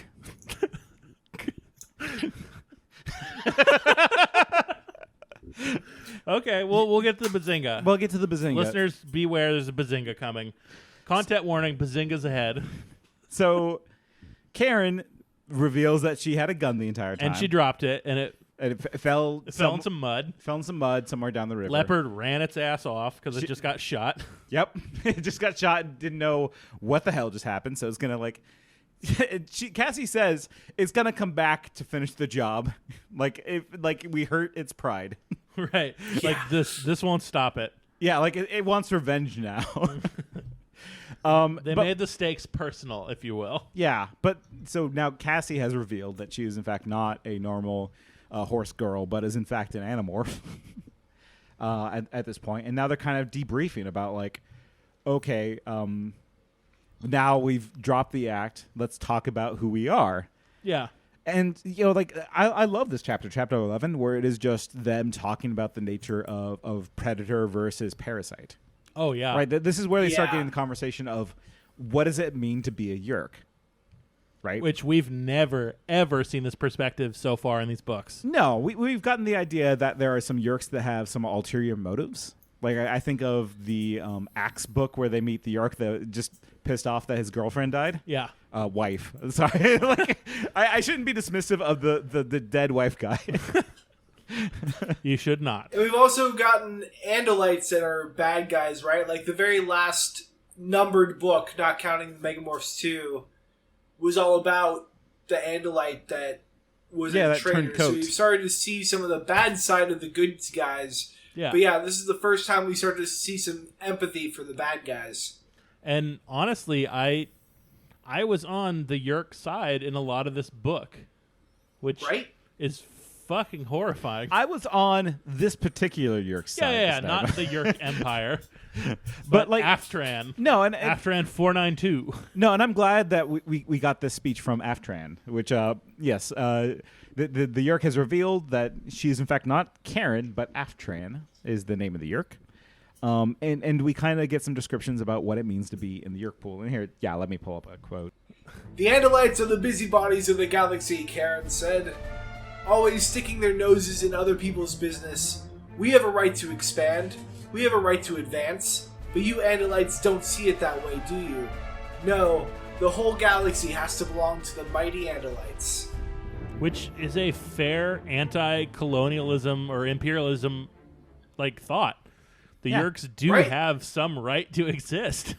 Yeah, but right to exist, but exist at the cost of what, right? Right. Because so the end of chapter 11 is kind of where I wanted to get to, Tyler. It was and the Hork-Bajor, where they mention they bring up that you murdered my bro. Yeah. Right. Karen nodded. Part of the time I was a Hork-Bajor, I was in Visser 3's personal guard. The Visser was obsessed with Elfangor. Something personal between the two of them. I don't know what, but he hated Elfangor. I was there when Visser 3 murdered him. Murder? No, it wasn't murder. We're at war with the Andalites. There's no murder in war. It was murder, I said. Cold-blooded murder of a helpless person. Karen leaned forward, her face glowing from the fire. And that Hork-Bajor whose throat you removed? Was he helpless too? I jumped up. Don't you compare what your people do with what we do. You can't compare the attacker and the victim. You people started the war. And it's you invading my planet, not the other way around. Karen jumped up, wincing at the pain in her ankle. We have a right to live. This isn't about you living. It's about enslaving other people. It's what we are, she yelled back. We're parasites. You humans are predators. How many pigs and cows and chickens and sheep do you kill each year to survive? You think being a predator is morally superior to being a parasite? At least the host bodies we take remain alive. We don't kill them, cut them into pieces, and grill them over a charcoal fire in our backyard. We're not pigs. Oh, yes, you are, she said, her face distorted and twisted with contempt. That's all you are to us. Oink, oink. I smell bacon. I smell grease. Yes. That is that's Karen makes a great, they both make really good points. I would argue that they make good points because, there's not murder in war, but yes, there's murder in war. Yeah. What Visser 3 did to Elfangor was murder. What Cassie did to the Hork-Bajor was murder. It's the idea of having a war crime, right? Right. And they're no stranger to them. They love them. They love doing war crimes. Well, I there's no Andalite Geneva Convention, right? but also I like the idea of thinking about a parasite as just any other predator, like a human, say. We treat animals very badly here. Yes, we do on planet Earth, and they just don't see the difference, right? And because is there a difference? Do you think there's a difference between what a yeerk does to a human controller and what we do to, say, a pig or a cow? A little, yeah, there is. Okay, what is that? It's kind of nuance in how you see the world, but we don't make the animals prisoners in their own bodies for the rest of their lives. Okay. Are you kidding? Yes, we do. Like I said, it's nuanced. Fuck, why am I in the position of making this argument? Tyler, God damn. It's because I'm the moral inquisitor. What do I ask you hard questions, huh? You ever cheat on anyone? It hurts. I'm the elemist. I don't I don't answer questions. I ask them. It's no. In the grand scheme of things, no. It all goes to the same end. There's the reason we invented a fucking way to make cows more happy before they die, or less stressed, I should say. I want one of those Temple Grandin hug boxes. God. That reason's because they produce better milk. Yeah. It's all comes back down to profit in the end. Yeah. I'd say what we do is way worse. That's a big part of what this makes this book stand out to me, is because, I think parasites are way, neither is good, but I think that parasites are way more ethical than predators in this story. Yeah, or the difference, if anything, is that cows aren't sentient, right? It's a weird question to imagine what the Earth would have evolved like if there were two different sentient species at the same time. How about right? this? I know people that specifically don't eat pigs, not for religious reasons, but for cerebral reasons. Pigs are actually quite smart. And they morally decide not to eat specifically pigs because of the way that pigs act and feel, right? If you ask like somebody who's like an ethical pescatarian, right, it's that they only eat fish because fish are just essentially like, you know, meaty ocean robots. They don't like they don't have feelings or emotions. They're fish. But like if you look at say bugs. Exactly. Yeah. But if you look at say like a cow or a pig or a goat, like they get happy. I've seen a happy goat. I had a happy goat. Yeah. Right? Is that why it hanged itself? Well, no. You want to tell that story? Yeah, I can tell that story. It's a short story because we didn't have this goat for very long, right? So one day the family came home with a goat. I did not go to get the goat. It's just one day a goat showed up. As the way of many of our farm animals, just one day my dad would go out and pick up a farm animal and come back and not tell anybody. So we got a goat. And the goat got tied to a tree because we didn't have a proper fence. We didn't know how to take care of a goat. So you tie him to a tree. Now, this particular tree wasn't like a straight like pine. It was kind of this twisted, gnarly apple tree, right? So it kind of like curved into like this L shape and just kind of shot back up into a tree. Perfect, as it turns out, for a goat to hang himself. So this goat somehow managed to get the rope hanged around his neck. You know, because like whatever, if you're a goat, like you don't care where this rope is, you just know that it's there. He wrapped a rope around his neck, climbed on trees because it's a goat. It wants to get up high. That's what goats want to do. They want to get up high and like mount things. I want to get high and mount things. Right, exactly. And that's what it does. It got up high, it mounted something, but unlike any other goat I've known, it slipped. It's a very stupid goat. We were bad at owning goats. This goat was bad at being a goat. And it hung itself. It's the perfect storm of goat death. It really is. So rest in peace, Niles. And someday I'll see you again. And I'll tell you all about it when I see you again. See. But like to get back to it though, is that like, you know, you can see the argument for why somebody could be a pescatarian, right? Because it's all about the consciousness of the thing that you're eating, whether or not it experiences pain, whether or not it experiences claustrophobia or what have you. Put him in that Temple Grandin hug box, fix everything. Right. You think she made that for jacking off? Yeah, I'm not gonna picture that. That's the control I have over my brain over several years of knowing you. Is that like I can just like. That thing you want to mention? It's gone. It's like it's out. I don't have to pay attention to what you're saying. Idea just like ricochets off my forehead. That's poof, gone. No, Temple Grandin get off? Not happening. I think Travis made a great point that what we do is worse because we're killing all these things. One, for food, but two, mostly for profit. You don't see Afterin saying like, "Oh, I took this little girl over because I wanted a Yeerk Corvette." Yeah, that's true. God damn, we're awful. Just let us die. Yeah, but like on the other side of the coin, though, I think it is worse to say have years and years and years of torture and pain and slavery. Yeah, like right? with being with my ex-wife. Ew. I've never been married. Why do I keep doing this?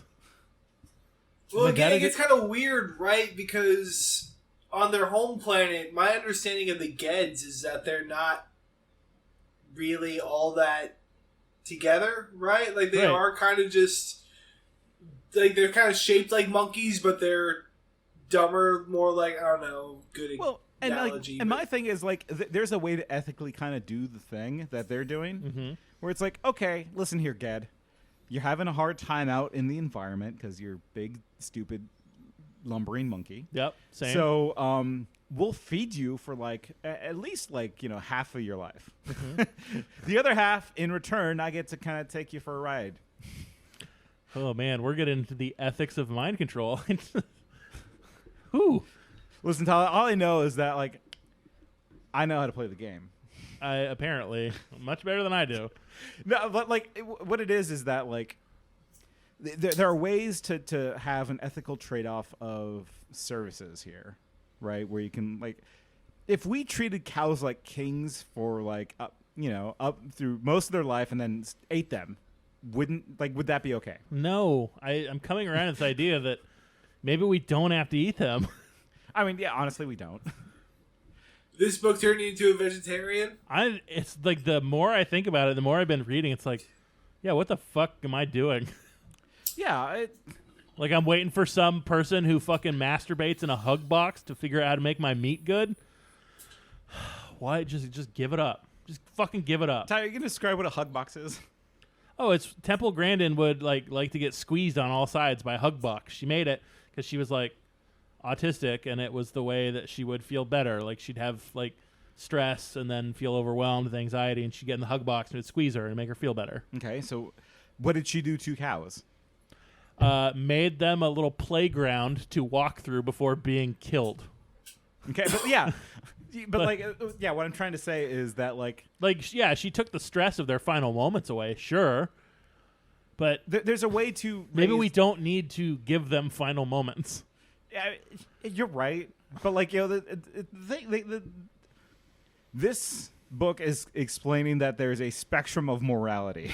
Yeah, for sure. Right? And okay, so let's say you are not convinced by the meat eating argument. You're still going to eat cow. Wouldn't it be preferable to treat those cows ethically before you ate them? I mean, yeah, in the end, you're still just doing it for your guilt. It's the same result. Sure.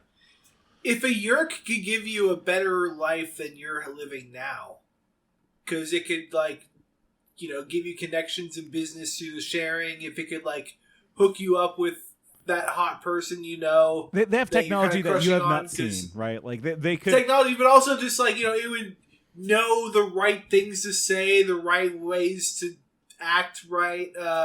If it could just do the things for you to give you a life that you would consider better from whatever you would call that before you get yeerked, does that make yeerking okay? I don't know. It depends. I don't know. You would have to ask the person, right? I mean, that's what the voluntary controllers are, right? Yeah. And, here's what I would say. If it was to involuntarily control the entire human race, no. Right? That's a hard no. But if it's just if the Yeerk Empire came down as a peaceful envoy and said, listen, we can give you a longer life, a better life, a more fulfilling life. All we ask in return is that, let's say a third of your time you get spent with Yeerk brain. And you don't have to if you don't want to, but that's your choice. Would the Yeerk Empire be bad? I would say no. I would say, that's fine. That you come down with the choice. Sure, yeah, we get to pick.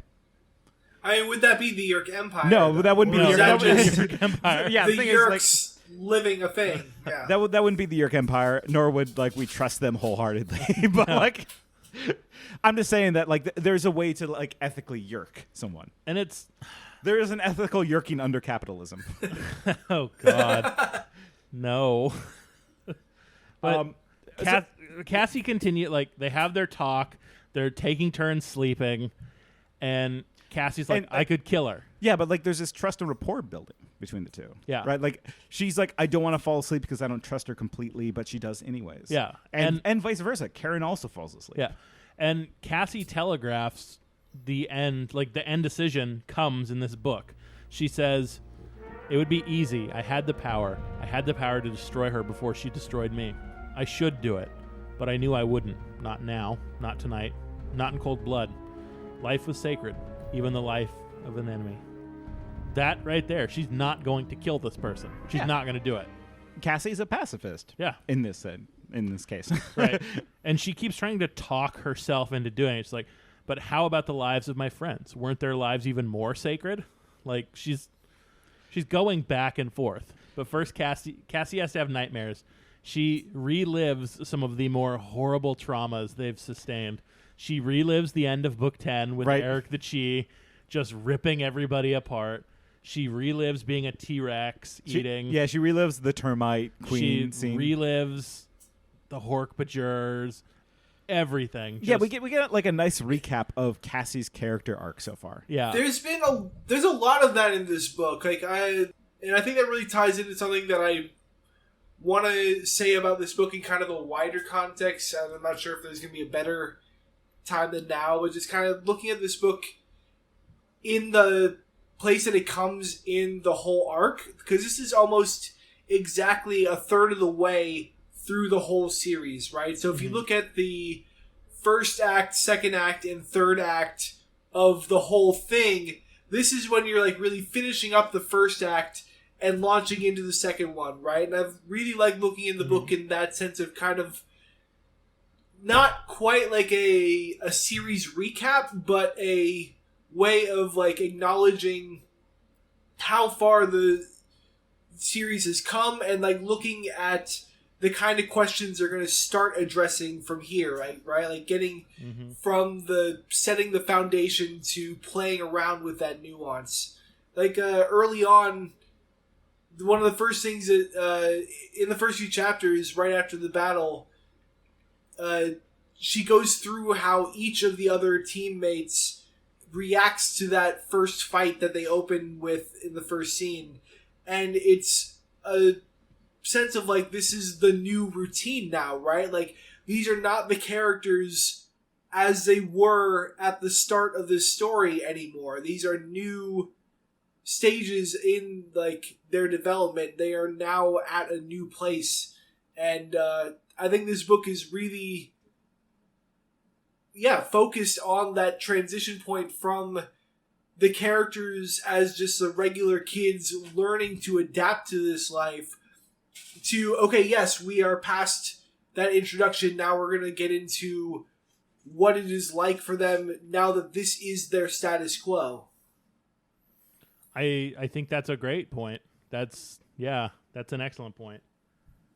And this, as you said, sort of blending into the next act and the next arc of the series, we're getting some nuance from the yeerk here.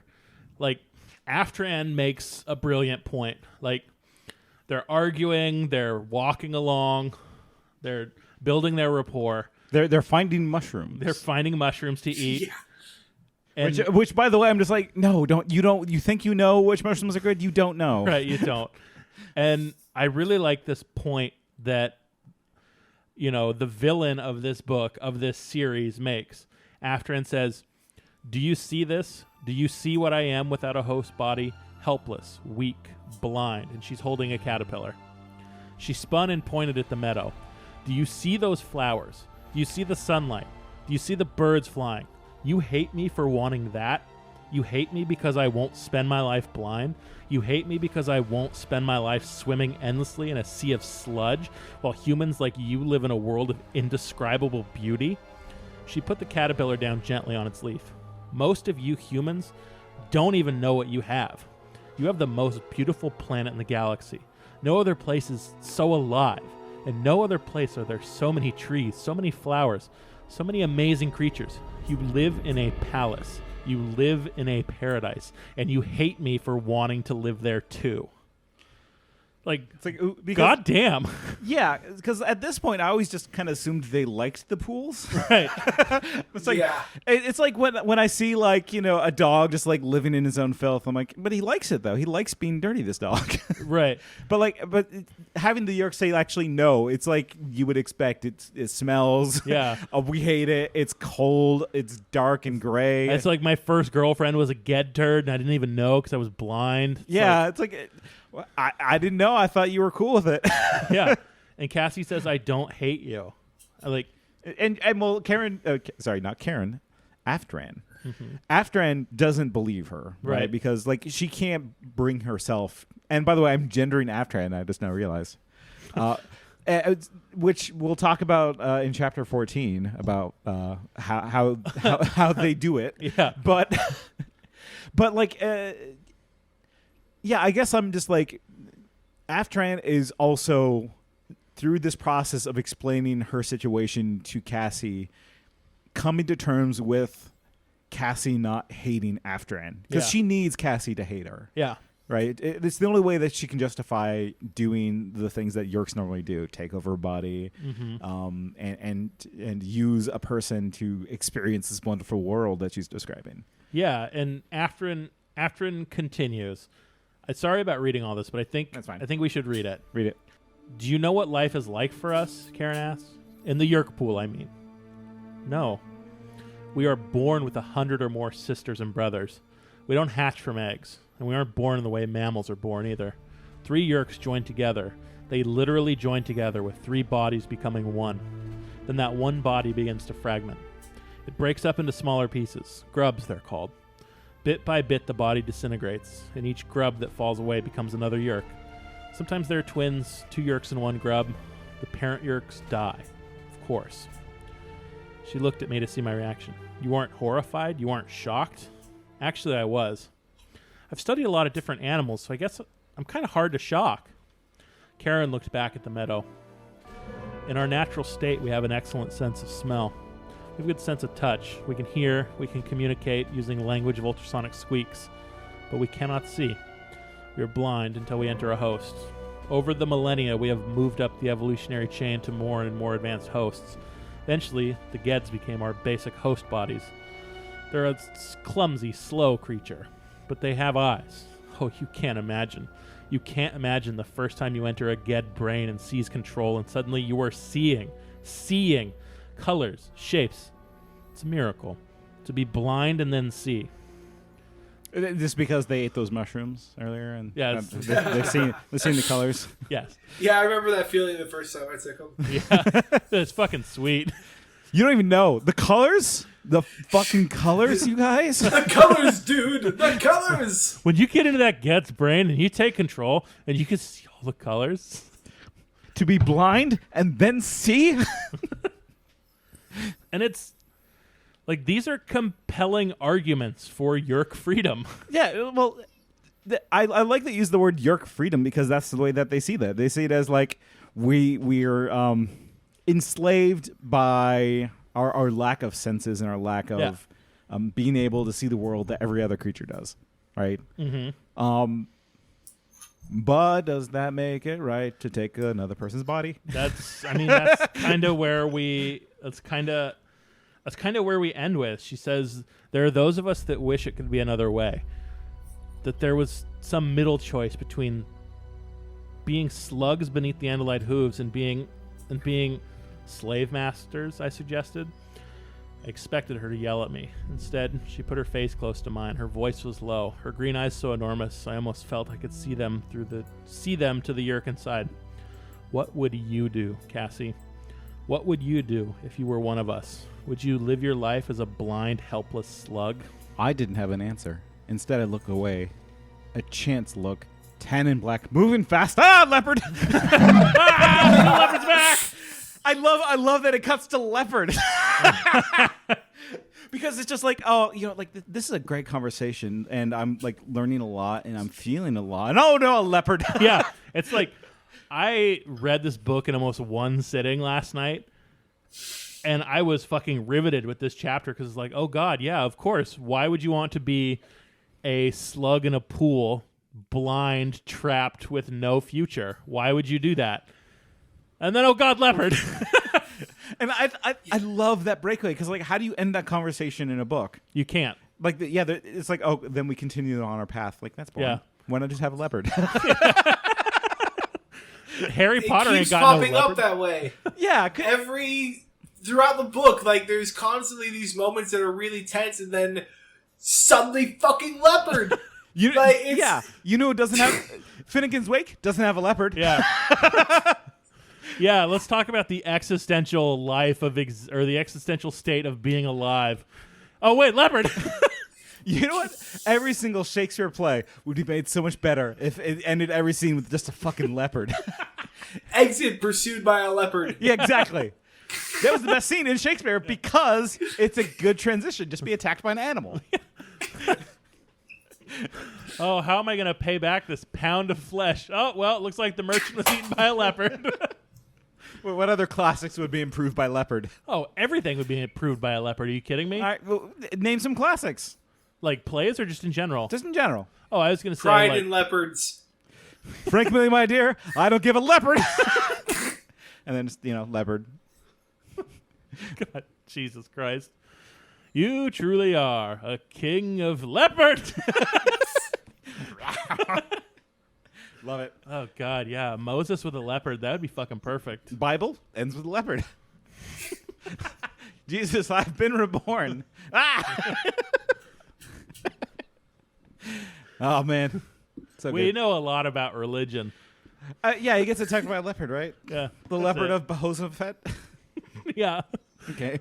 Yeah. Sounds right. Checks out. Sounds like a thing. Yeah. So they get attacked by a leopard. They get attacked by a leopard, and that's when the leopard gets fucking slashed, attacked by a friendly osprey named Marco. Right, and this is where I'm like, okay, now things are really going to come to a conflict. Yeah, right? they have to. Because before it's just like an exploration of philosophy, right? It was just like, Plato and Socrates having it out. Yes. And then sucking each other's dicks. Like, man, we made up thought for the world. And then like leopard, and then in comes who else is around that? Pythagoras. Yeah. He's like, what the fuck are you two doing? You like my triangle? It's nice, wouldn't you say? I love Pythagoras. Marco is not Pythagoras though. But he has a mighty theorem. I gotta stop. You gotta stop this. I don't like that. I got fucking pink eye. I was gonna say, as someone with a major in philosophy, I am loving this. The leopard in this case represents the physical universe, the manifestation of chaos. Right, exactly, and therefore the leopard is the unignorable realities of life come upon the two poor philosophers who have to deal with the leopard.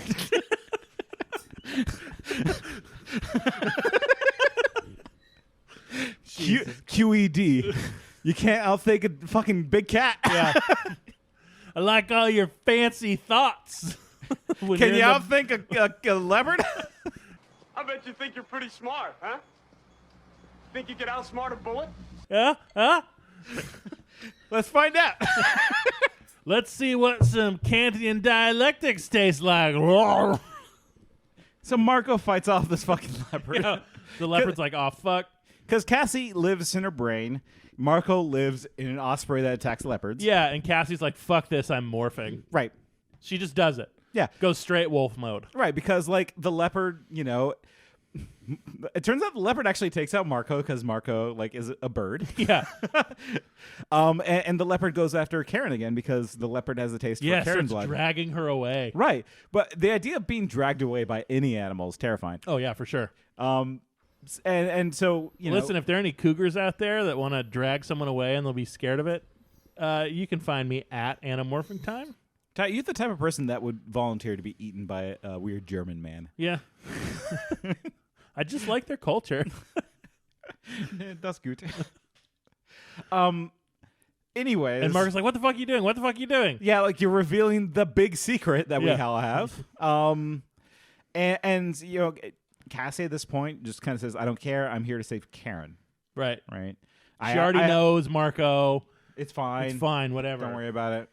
And so they scare off the leopard, and Marco like flies away, and he comes back around the corner as the gorilla, and that's when they fight off the leopard together. Right, because Marco as a gorilla can take on a leopard. Yeah. And the situation was resolved. The leopard runs away. Pride hurt. Yeah, and Marco's like, okay, I'm gonna go change. I'll come back. We can convince this little girl that it's just a wacky gorilla. Yeah, it's just no one's gonna believe a dumb little girl anyway. It's fine. Yeah, what was that? Gump? Yeah, we're gonna gump this little girl. It's like it's fine. It's a magical wolf. Yeah, it's fine. And Cassie's like, you don't say a fucking word, they'll kill you. Right. If you value your life, you won't say a goddamn word. It's like, listen, you can trust me. Marco will just straight up murder you. Don't let them know you're a controller. And Marco's like, oh, hey, I'm an osprey. I heard all of that. Cassie's not good at subterfuge. No, she's really not. Nope. Which is funny because she says early in the book, I got really good at lying. It's like, no, all liars think that. Yeah. all bad liars think liars think they're good liars. Yeah. And so yeah, Cassie gets caught in her subterfuge, and Marco's like, well, Cassie, what have you done? Yeah. He says, there's no peace with parasites. You don't turn them around, you bury them. Right. Yeah. And like Marco, along with Rachel, along with Jake, is very much the like any yeerk that exists needs to be obliterated. Well, Jake's not here yet. Like, well, I mean, just I'm trying to like pick apart in the group who would say this exact words. Right. Who would say Rachel wouldn't have said words, she just would have killed them. Right. Axe, same deal, but like, he has his own thing going on. Yeah, he's got a debt. He's got a life debt. I think Jake would as well, because Jake cares more about the Animorphs than Cassie. Mm-hmm. Tobias, I don't think would. Really? Tobias is a part of this war, and he's a part of, like, he's definitely down to kill some yeerks, no problem. But, like, he hears things out first, if there's breath to hear things out. Okay, yeah, that's fair. I could see that. You know? I would have thought that of Marco, except for this chapter, actually. I think Marco tends to give a little bit more leeway when it comes to situations like this. But, like, he didn't. Like, I think he's done. He's like... He's going to kill him. He's going to kill, poor Aftrain here. And so Cassie does the dumbest thing I think she does in this book. I want to say, like... One of the dumbest things she does in the series. Yeah. Like, one of the dumbest things anyone does in the series. Yeah, and, like, I want to give her credit of, like, she's compassionate. She's doing the right thing. She's doing something, the only thing that she could do in this situation. But, honestly, no. I think it is kind of a bad move. I'm not so sure. I think, like, intellectually I can look at it and say, this is really dumb. Mm-hmm. But if I look at it emotionally and who Cassie is and who we've learned who Aftran is, this is her one move. This is Cassie has already made the decision. She's not going to kill Karen. She's not going to kill Aftran. There's only one way to prove it. There'd be a way to talk.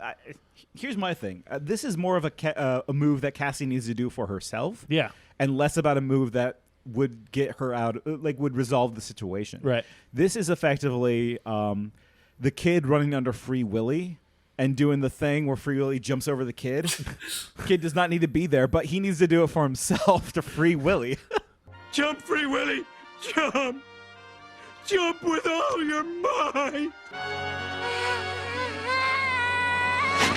Oh no, Willie didn't make it, and he crushed our boy. Okay. Or let me put this a different way. Like, this is Cassie. You ever go to the Oregon Aquarium and see Keiko's dick? I did. Keiko's gone. I know, but when we were kids, you could go there and see Free Willy's dick. I did not. I saw it. It's huge. Yeah, it's a whale dick. Looks like a big old slimy hand. It's called a dork. Moving on. Real quick, I just want to say, like, this is maybe kind of me harping my own personal issues or whatever. But really, on this podcast? That definitely stuck out to me, which was when Cassie was explaining what might happen to the leg after it's been bitten and it might get infected and saying it might get gangrene. What will that mean? And having to get it possibly amputated.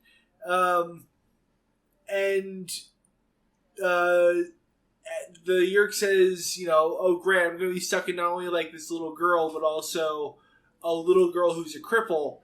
And Cassie's response saying, she's already crippled. I said, what do you think you've done to her? She's already lost both her legs and her arms and eyes and voice as well. And I just thought that was a really interesting, take on what it is like to be a controller and,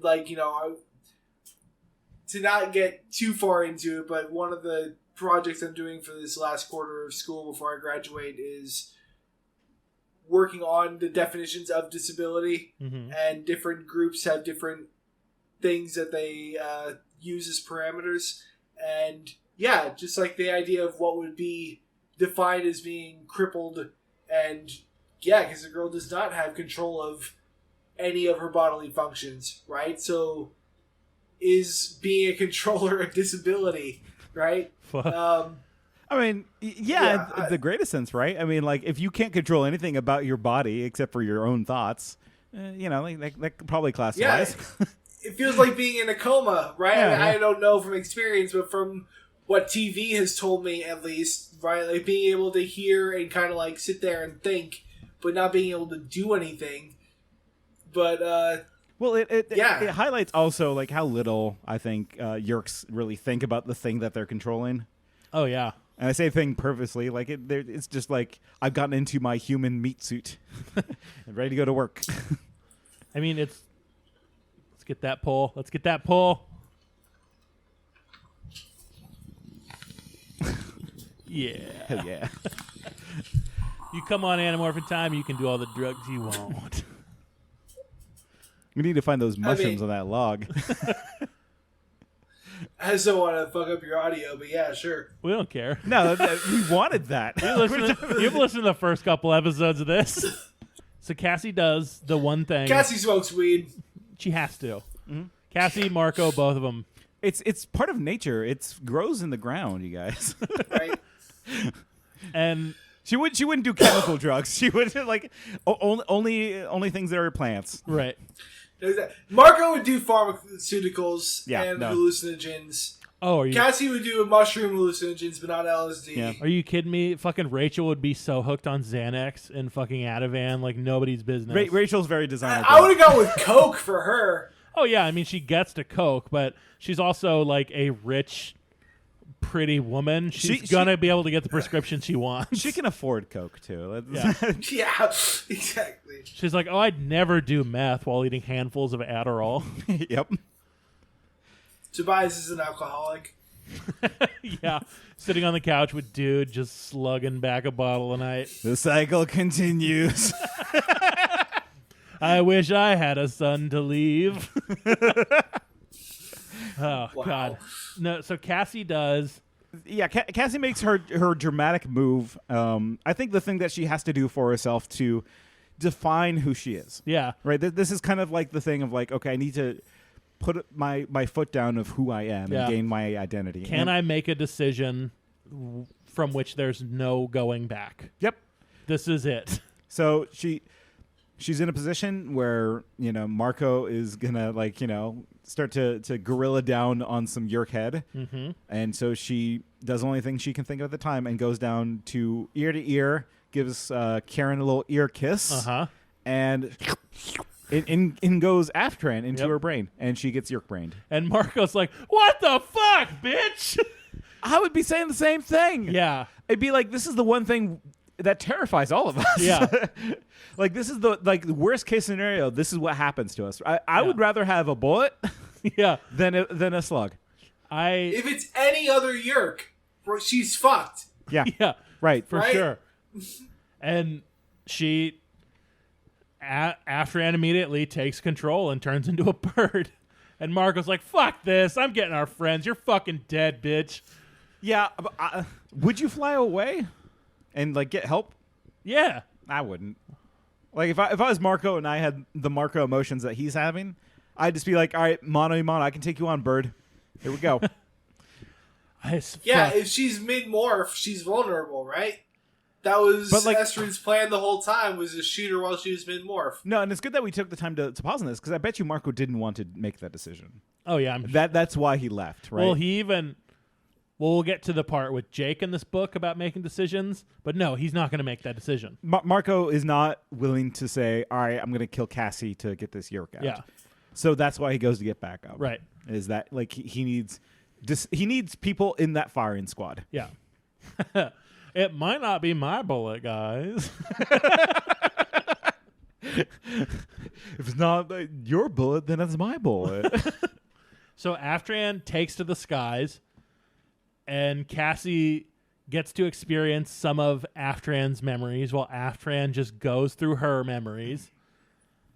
And Cassie even thinks, oh, Aftran could just fly to a payphone and call Visser 3 and have it be over. But Aftran just flies around looking at stuff. She's like, I can see everything. Yep. I can see every blade of grass. This is gorgeous. This is beautiful. It's fun being a bird, you guys. And you would begrudge me for wanting this. Yeah. It's like you look down on me for wanting this. Like they reiterate that theme. Yeah. I mean, how many times has flying come up in the series as this amazing, beautiful, embodiment of freedom itself? Every right? time. Yeah. And we're humans that are able to experience the world pretty well. Mm-hmm. Imagine that as a yeerk, where your only experience is just being around in a pool of your friend's poop. Yeah, the best part of your life is having a three-way and then dying. Yeah. And so being a bird is probably really fucking awesome. And that's when Cassie sort of realizes it's all my fault. I've just killed everybody. Yeah, look, I think this also belies her not thinking this through completely. She's like, I think I just did a really bad thing. Right.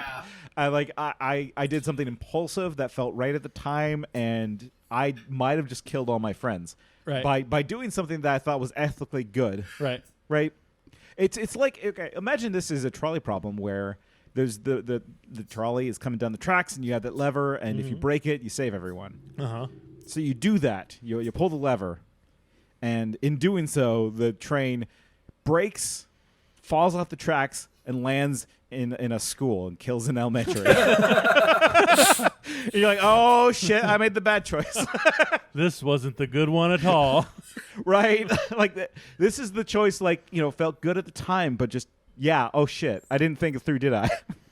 And there's a moment where she says, like, she didn't think about the fact or didn't realize the fact that the yeerk was going to be able to use the power to morph into a bird to fly away, right? And I almost wish that line wasn't there, because it makes Cassie just sound like a fucking idiot instead of someone who's like, no, I realized the consequences and I chose them. Well, right? She's not a cold-hearted strategist, right? Like, she's a person who acts on emotions, right? And I guess we haven't really seen the full effect of that until just now, where she did something based on our emotions, based on her feelings and her empathy for poor Aftran.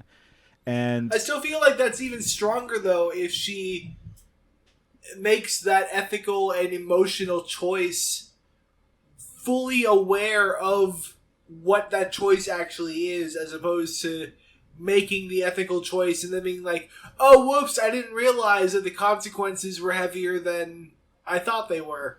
Yeah, I guess it's just like, it's a question of time. Did she have the time to think it through, right? Like, it was like, Marco's coming right now. I'm feeling that this is the only way to save both Karen and Aftran, right? And it blows up in her face in a way, but like, Aftran is just flying in an indecisive circle. Yeah. Right? And that's when Cassie makes her plea. She says, let's make peace right now. And Aftran says, there can't be peace between Andalites and yeerks. And Cassie says, not peace between Andalites and yeerks, but peace between one human and one yeerk. Yeah. Yeah. And Aftran says, you want me to give up life for you? What? You want me to give up everything I have? What do you give up? And that leads us to the central dilemma of this book. Like, sure, there are some more details here, but essentially they fly back down to Karen. Through a whole confluence of events, they're able to throw off the search party looking for Karen, which are controllers, and to throw off the Animorphs. They have hours of time to sit there for Cassie to stay in Caterpillar Morph forever. Aftran says, if you can do this, I will give up my life. And that's the central crux of this book. Yeah. And Cassie does it. Yes. She stays. First, I want to note, the first thing she says is no. And then she only agrees to it later upon, reflecting on it. But I do feel like it is worth pointing out that the first thing she says is no. Well, I think Cassie wants good things to happen without sacrifice, right? Like, she wants everyone to get along and be happy because she sees this idealized world, but she's not always eager to sacrifice for it. Yeah. And after she says no, the yeerk says it's a lot easier to tell someone what they must do than to do it yourself, Cassie? It's easy to say that I think that the homeless should have shelter. They should have shelter.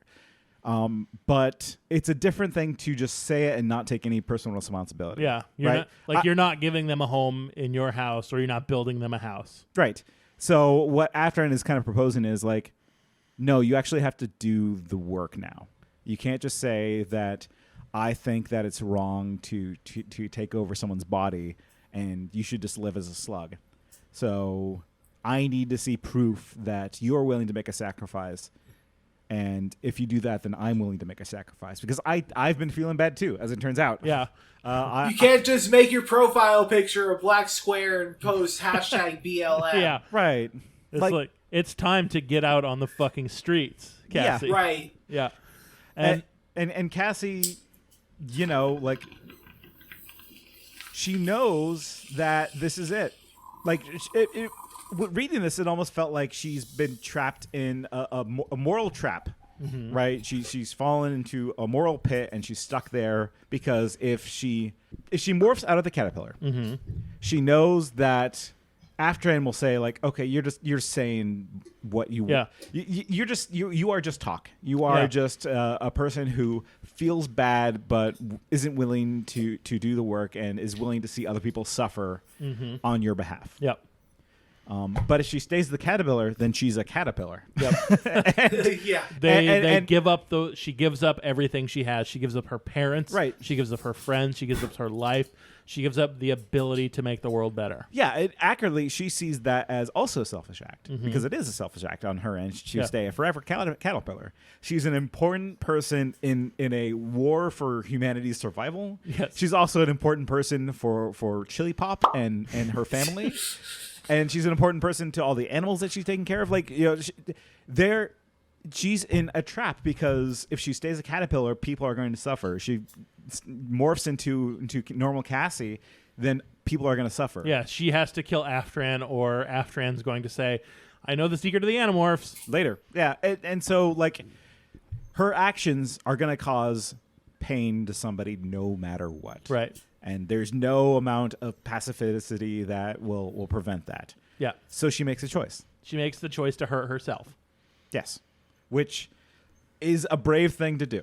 The first brave act, and she follows through. Yeah. She follows through. Would you?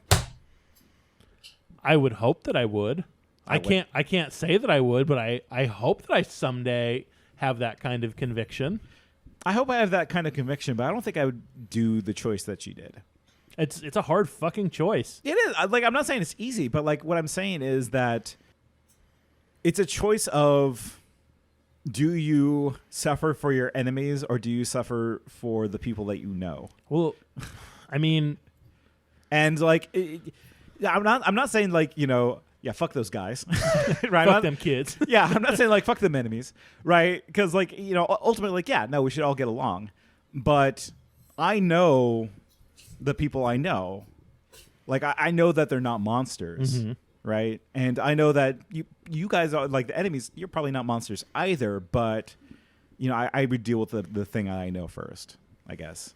I would deal with the selfish thing first. Really what it is the selfish thing first. Like, right. I would rather protect my friends and family first, I guess, than my enemies' friends and family.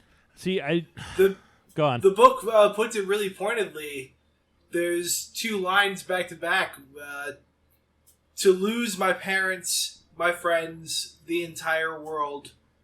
To save my parents, my friends, maybe even the entire world. And you do have that maybe in the latter version, right? And I think that's obviously really critical of the definitely losing everything to save some things for sure, and maybe everything too. It's a hard fucking choice. It's a hard choice. Yeah, but Cassie makes, I think, the Cassie choice, which is, I'll take the pain. Yeah. I'll suffer on your behalf for the you know what it is, and I don't mean to be so dismissive of Cassie, is that I will help the person that's right in front of me. Okay. I think that she sacrifices herself for the thing that is just right in front of her. And doesn't think about the wider picture, which is like to her credit, I think in many cases. She helps whoever needs it first that is just in front of her. I mean, I get that. That's what I do at work. You got to have some rubric, and that's a rubric. It's just like, is it in front of me? Is it hurt? I help it. Right. And to Cassie's credit, this entire book has been her struggling with not feeling. Yeah. With living with this husk, this depressed thing she's become. Mm-hmm. And now she is asking someone to trust her and to sacrifice everything they have for her. And it finally clicks with her that she also has to sacrifice too. Yeah. And that's fucking hard. That's really fucking hard. You know what? Like, I think I get that. Is that like she has met somebody in Aftran that understands her in the way that the other Animorphs do not understand. Yeah. Right? Like, she was rejected from the Animorphs in the beginning of this book because they just didn't get it. Aftran gets it. Yeah. And I think that's why she makes this choice, because, like, you know, Aftran, you understand what I'm going through. Yeah. So and I understand what you're going through. Yeah, well, Aftran doesn't know that though, right? Aftran does not trust Cassie, and this is the trust fall of just like, I will turn myself into a caterpillar so you know you're not alone. Yeah. And fuck, man, she does it. Yep, turns caterpillar, forever crying the entire time. Yeah. And she's like, oh, there goes color, there goes my legs. Yeah. I slowed it down just so I could remember my parents a little bit longer. Yeah. It's like, oh, fuck. And this... And this is where me reading this for the first time, I'm like, okay, I wonder where this is going. And then I turn my page, next page, it says, Jake. I'm like, oh, shit. Oh, shit. Did she, like, do a Forever Bird? Did she just do this?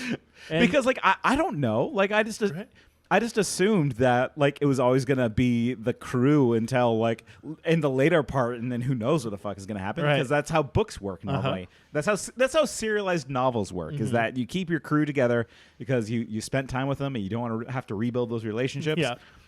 Until the very end, and then, characters are going off and left and right. Yeah. Who knows what happens at the end of the books. But, yeah. like, and so reading this, I'm like, oh, man, is this like a good book series? Are they going to do the thing where they kill off some main characters along the way? Is this like a Wheel of Time? Did they Wheel of Time some things? It's not quite. Okay. In the end, it is for kids. Right. Okay. So I actually have not read Wheel of Time, but I know that book is kind of ruthless when it comes to killing off main characters. They do kill some people, man. Yeah. Moiraine. Never finished the series. I'm sure she comes back. It's fine. Whatever.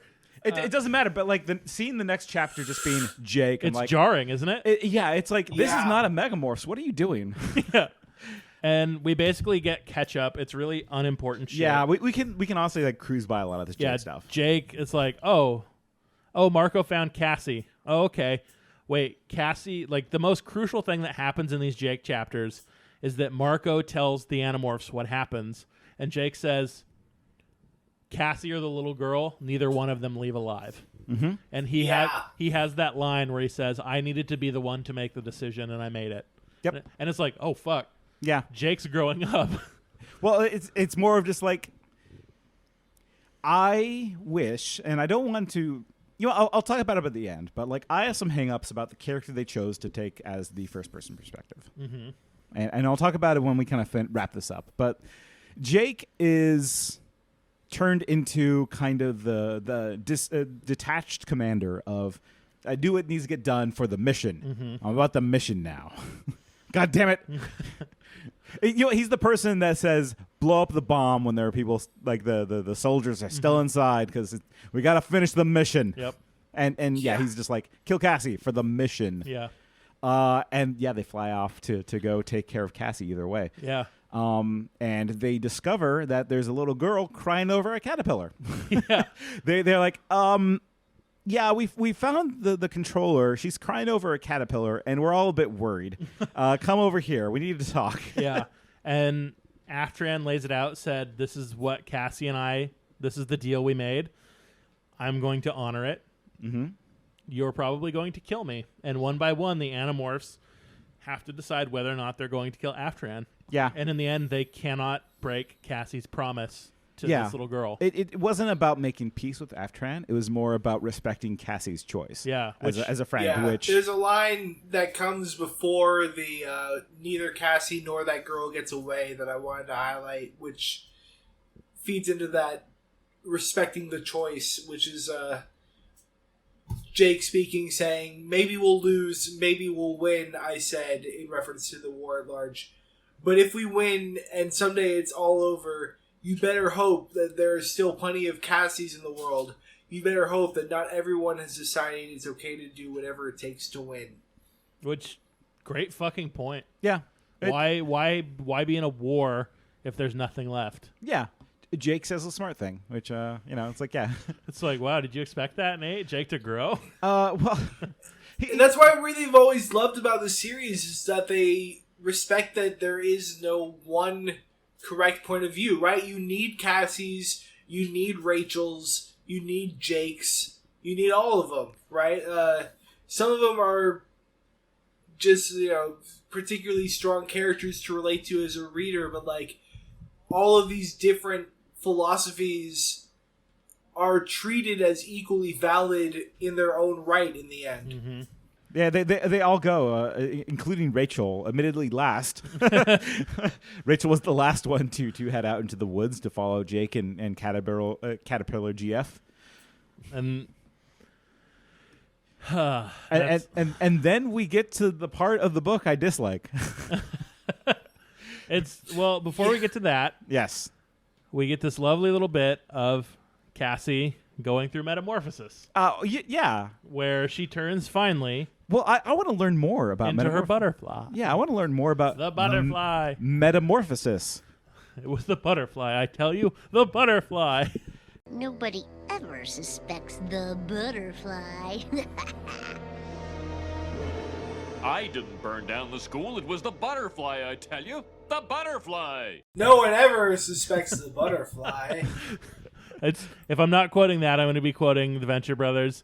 So, Travis, I believe you have some butterfly facts. Prince Jake and Cassie, Tobias and Axe, Rachel and Marco, the bandits are here. They want to listen to animal facts.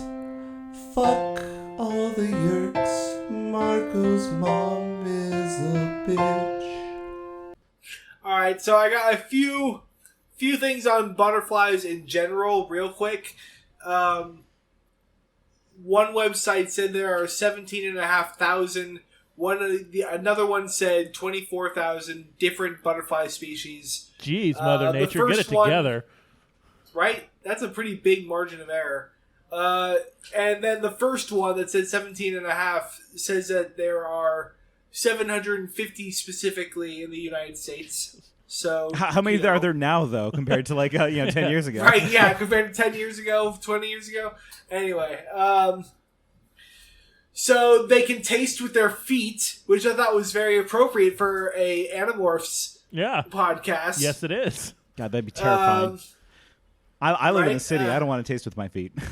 They can see ultraviolet, which is appropriate to kind of what there is a recurring theme in this book of color and the concept of sight. So the idea of being able to see in a spectrum beyond what we as humans can is actually pretty cool and appropriate.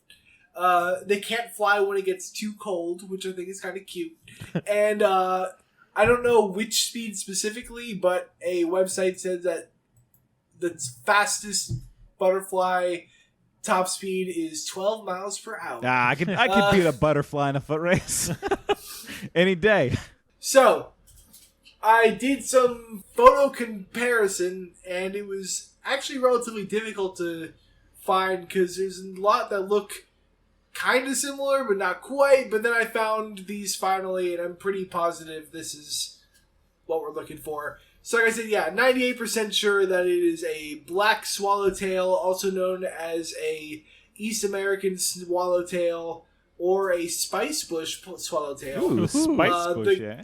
I knew a few people like that. You know what I'm saying? No, I don't. Oh, the pubic hair tastes funny. That's the joke. I'm going to insert that John Lithgow pubic hair quote. Oh, please do. With your wife's pubic hair. I hope you remembered to floss. I did. With your wife's pubic hair. Oh, another John Lithgow quote you can add in. Yeah. Shut up, cunt. Well, please, sorry. John Lithgow talk! The Latin scientific name is Papilio polyxenus. Papilio! Papilio, get back over here! You can find them in most of the northeastern United States, north into Quebec, Saskatchewan, Colorado, and Southeast California. Southeast California. They're in California. Blah. I'm telling you, they're in California. I'm going to find me an Animorph. I'm going to fuck them. So, like I said, there's another species that looks very similar. You can only really tell the difference by what the grubs are eating and where. But here's some fun extension of that. So, the females of the species intentionally mimic another species that is more foul-tasting to predator birds. And so sometimes the males will present as the females more often than other species of butterflies do with this kind of dimorphism in order to kind of piggyback off of that negative signals to ward off predators. Okay. So yeah, kind of cross-dressing trans butterflies. That's kind of fun. Hell yeah. Into it. So the males have a 4-to-1 ratio against the females, and they are very territorial with their... Holy shit, do butterflies fight? Do they fight each other? It didn't say how. Oh man, I just want to see a butterfly fight another butterfly. Like, I'm not into blood sports normally, but it would be so cute. It'd be like, oh, this is beautiful. They're just like gently like just boxing each other. Boxing for that box, man. Secure that purse, you know? Yeah. Males defend territories of about 70 square meters. It's probably real gross. They probably just like throw up on each other or something. They spend about 67% of their time perching, 25% patrolling, 6% feeding, and the last 2% interacting with other butterflies. Fucking butterflies, man. Basically, the quality of their territory is the number one thing that is selected for by females, so it's really important. When they do engage with each other, courtship lasts for about 45 seconds. Yep, same. The male and the female will flutter near each other momentarily, fly an approximate distance of 20 meters away from where courtship started, and mate after landing. The coupling lasts from 30 to 45 minutes. Oh, fuck. After successful mating, female must survive, temporarily avoid, and reject other courting males. So it's like Tinder, is what you're telling me. It's just like, you know. So this butterfly's got to fly for a while with a load in her. So she can... While other males are coming after to attack her and assume, like, I don't know hey, why... Hey, bitch, you like the look of my house? You want to fuck? No, I'm full already, thanks. I'm full of it. If the female does survive, I'm not sure which part of this process, it doesn't specify, she will mate more than once to ensure fertilization of her eggs. Excellent. By full, I mean, you know, there's a little bit more room there, hot stuff. Oh, I'm sorry, I accidentally just peed. Can we fuck again? I like you more than the other guy. I just go on my way to get to you. Right. I wanted to make sure I knew what I was doing before I had your babies, which I really wanted. Ugh, man, butterflies. Well, that's butterfly facts then, I take it. Oh, Uh-oh. And it is also the state butterfly of both Oklahoma and New Jersey. You can't have the same butterfly in two states. Oklahoma, New Jersey, I'll see you behind the pool. I want you to fight. It is named after the Greek mythological Greek mythological figure Polyxena, who was the youngest daughter of King Priam of Troy. Oh yeah, King Priam of Troy. I know that one. He's in all of it. Do they call them butterflies because they flutter by? Jesus Christ. I'm gonna say yes. Come, my lady. Come, my lady. You're my butterfly. Sugar, baby. First, I'm going to turn into a chrysalis and melt all my organs. Oh. And then experience death. Yeah. Which, I mean, that's animal facts, yeah? Yeah, that wraps it up. I got some other bullshit, but that's the good stuff. We like that stuff. Animal facts! Woo! Woo! So Cassie is now a forever butterfly. It's been 2 hours. And it's like they cut like a week ahead, and Cassie starts to hatch. Yeah, and this is where I'm like, this is still a very good book, right? Because like at this point, I was kind of fully convinced that Cassie has left the Animorphs. This is the first like actual casualty that the Animorphs have encountered. Cassie has turned into a butterfly. or not a butterfly at this point, but Cassie has turned into a chrysalis, which is the metamorphosis stage of caterpillar. Yep. And is now hanging out behind the school in the garden, which I think is kind of a risky spot, but like whatever. Close to friends, I guess. Yeah, and I was like, this is a great end where they're like they're taking care. They're like, of, oh my God, Cassie's hatching, so they all come together to watch her hatch. And I'm like, it's touching and tragic at the same time. It's like we didn't lose Grandma; she's just now a butterfly now. Right. It's like, you know. Your hooker mom is now a floating feather, kid. I'm Forrest Gump. I'm Dad. I mean, I wasn't going to go that direction. Oh, it's just what I think. Been thinking about Gump lately? Hey, never mind. I won't bring it up. All right. But Cassie, so, what was once Cassie has now erupted in a butterfly, and like, who knows what's like going on with Cassie at this point? Like, Axe knows. Well, Axe has an idea, right?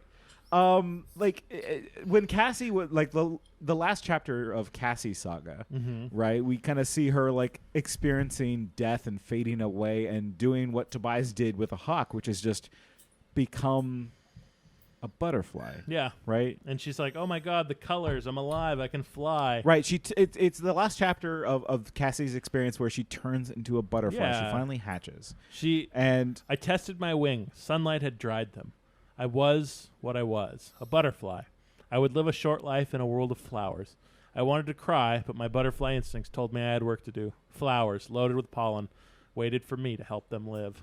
It's like, oh, that's the end of Cassie. Yeah, like I'm like that's a great ending where Cassie like is not a worm. She's not resigned to the fate that Aftran not wanted, because Aftran regretted her choice to convince Cassie to turn into a caterpillar. Yeah. Right? Yeah, she says she wanted to tell Cassie she believed her and it was okay and she could turn back, but she couldn't hear her because she was a butterfly. Caterpillars can't hear shit. Yeah. Caterpillars, they don't have ears, it turns out. Yeah. But like, having her change, metamorphose into a butterfly to be like this happy, like, beautiful creature going from flower to flower and drinking up that nectar. That's not a bad fate. Yeah. There are worse fates out there. Yeah. Like, she'd only live for a few days. Yeah, but honestly, if I was a butterfly, I'd probably only want to live for a few days too. Right? Fair. I'd be like, yeah, a few days sounds about right. Yeah. I ate a flower. I fucked on it. What else can I do? Time to pass on. Yeah, I'm not going to write the great American novel. Right. But that's not what happens. No. So that chapter cuts back to Axe. Jake. And they gather around, they're watching the butterfly, and Axe is like, oh, she morphed. That means the 2-hour time limit's not there. So she can just morph back. And I was like, fuck off, Axe. What are you talking about? No, that's not morph. That's not morphine. Luckily, there's a real quick. I want to take a moment to appreciate the moment when Jake finds out in class and what it would be like for anybody else in that room, seeing him say to nobody in particular, quote, "I thought it was supposed to be 10 days. Sorry, I have to leave. I'm going to hurl." And then just runs out of the room. He goes through a bit more in his head, but that is what he says back to back. And he's like, what would you make of that? And to make it even more suspicious, right? So, like, all the Animorphs are hearing in class that Cassie's a hatchin'. Yeah. And, yeah, Jake says he's going to hurl. Marco wants to quit cigarettes. Yeah, Marco's just like, I need to get my nicotine patch to the teacher. Rachel, I think, just leaves. What is Rachel? She also gets sick. Yeah, she needs to hurl as well. Tobias is watching. They bring Axe in human form. And for me, it's like, I think somebody would notice that all these kids are about to hurl at the same time. And maybe wonder what's up. And that's when we get, our cop-out ending of Axe saying, oh, she can just morph back. So she morphs back. Yeah, because she went through a form of morphine, and that counts. I guess. It reset the clock, and that brings me back to something I didn't bring up in Animal Facts, which is kind of cool, which some people might not know, is that when a caterpillar turns into a butterfly, the whole thing literally liquefies inside of that cocoon and turns into just genetic goo. and reforms entirely from scratch. Yeah. Yep. And the axe is like, oh yeah, that's a form of morphine. That counts. Yeah. Come on, Cassie. It's a cop-out. It takes the emotional stakes of this book and it pops them. Yeah, I said earlier, the leopard is the number 2 biggest piece of bullshit plot device in this story. This is by far the number 1, if not in the entire series. For sure. Yeah, Like, I mean, I get why you have to do that. Like, if you're writing a scholastic book and you need to find a way out of this situation, like, this is what you got to do. Yeah. I think it was just like... They wrote themselves into this corner, and they needed to find a way to write themselves out. And sure, this didn't make sense, but it was clever, right? You know, like, which is a shame because it's such a good book. Otherwise, right? Like it's all about philosophy and sacrifice and what does it mean to like give yourself to a war. Yeah, right. And it completely says like, oh, never mind. Well, I think just what this is like this is. Also, we need to go back and we need to make this scholastic, right? We need to have the animal fact of like, well, did you know, kids, that caterpillars actually morph into a different creature? Blue Morpho. Got it. Right. Well, and like, what I keep on thinking back to dinosaurs after we did Megamorphs. There's this quote from Jim Henson where like we could talk about whatever we wanted to on the show Dinosaurs as long as the baby hit the dad in the head with the pan, right? Like that's like we can do whatever we want with the series of Animorphs as long as there's some educational material in it. And I think this is kind of what that is that like we got to have something in here. It can't just be, you know, it can't just be a philosophical book. It has to be also, kids, did you know this fact about an animal? As long as there's some resumption of the status quo, we can destroy these kids as much as we want. Yeah. And like I think so far, every book has had something that could be considered educational. For sure. So, like, yeah, I think this is its educational moment in the traditional sense. Whereas the actual education is in the ship before that. Yeah. And we do get a nice little coda at the end where Cassie runs into Karen at the mall. And Karen's like, Aftran didn't want you to do it. At the end, she begged you not to. But I'm free. I'll always be free. Yeah, I'm like... Little girl, how you doing? Yeah. Karen is just kind of going back to Cassie and saying, like, listen, you made the right choice. Yeah. And Karen's dad agrees to fund the wildlife clinic, and it's all a happy ending. Yeah.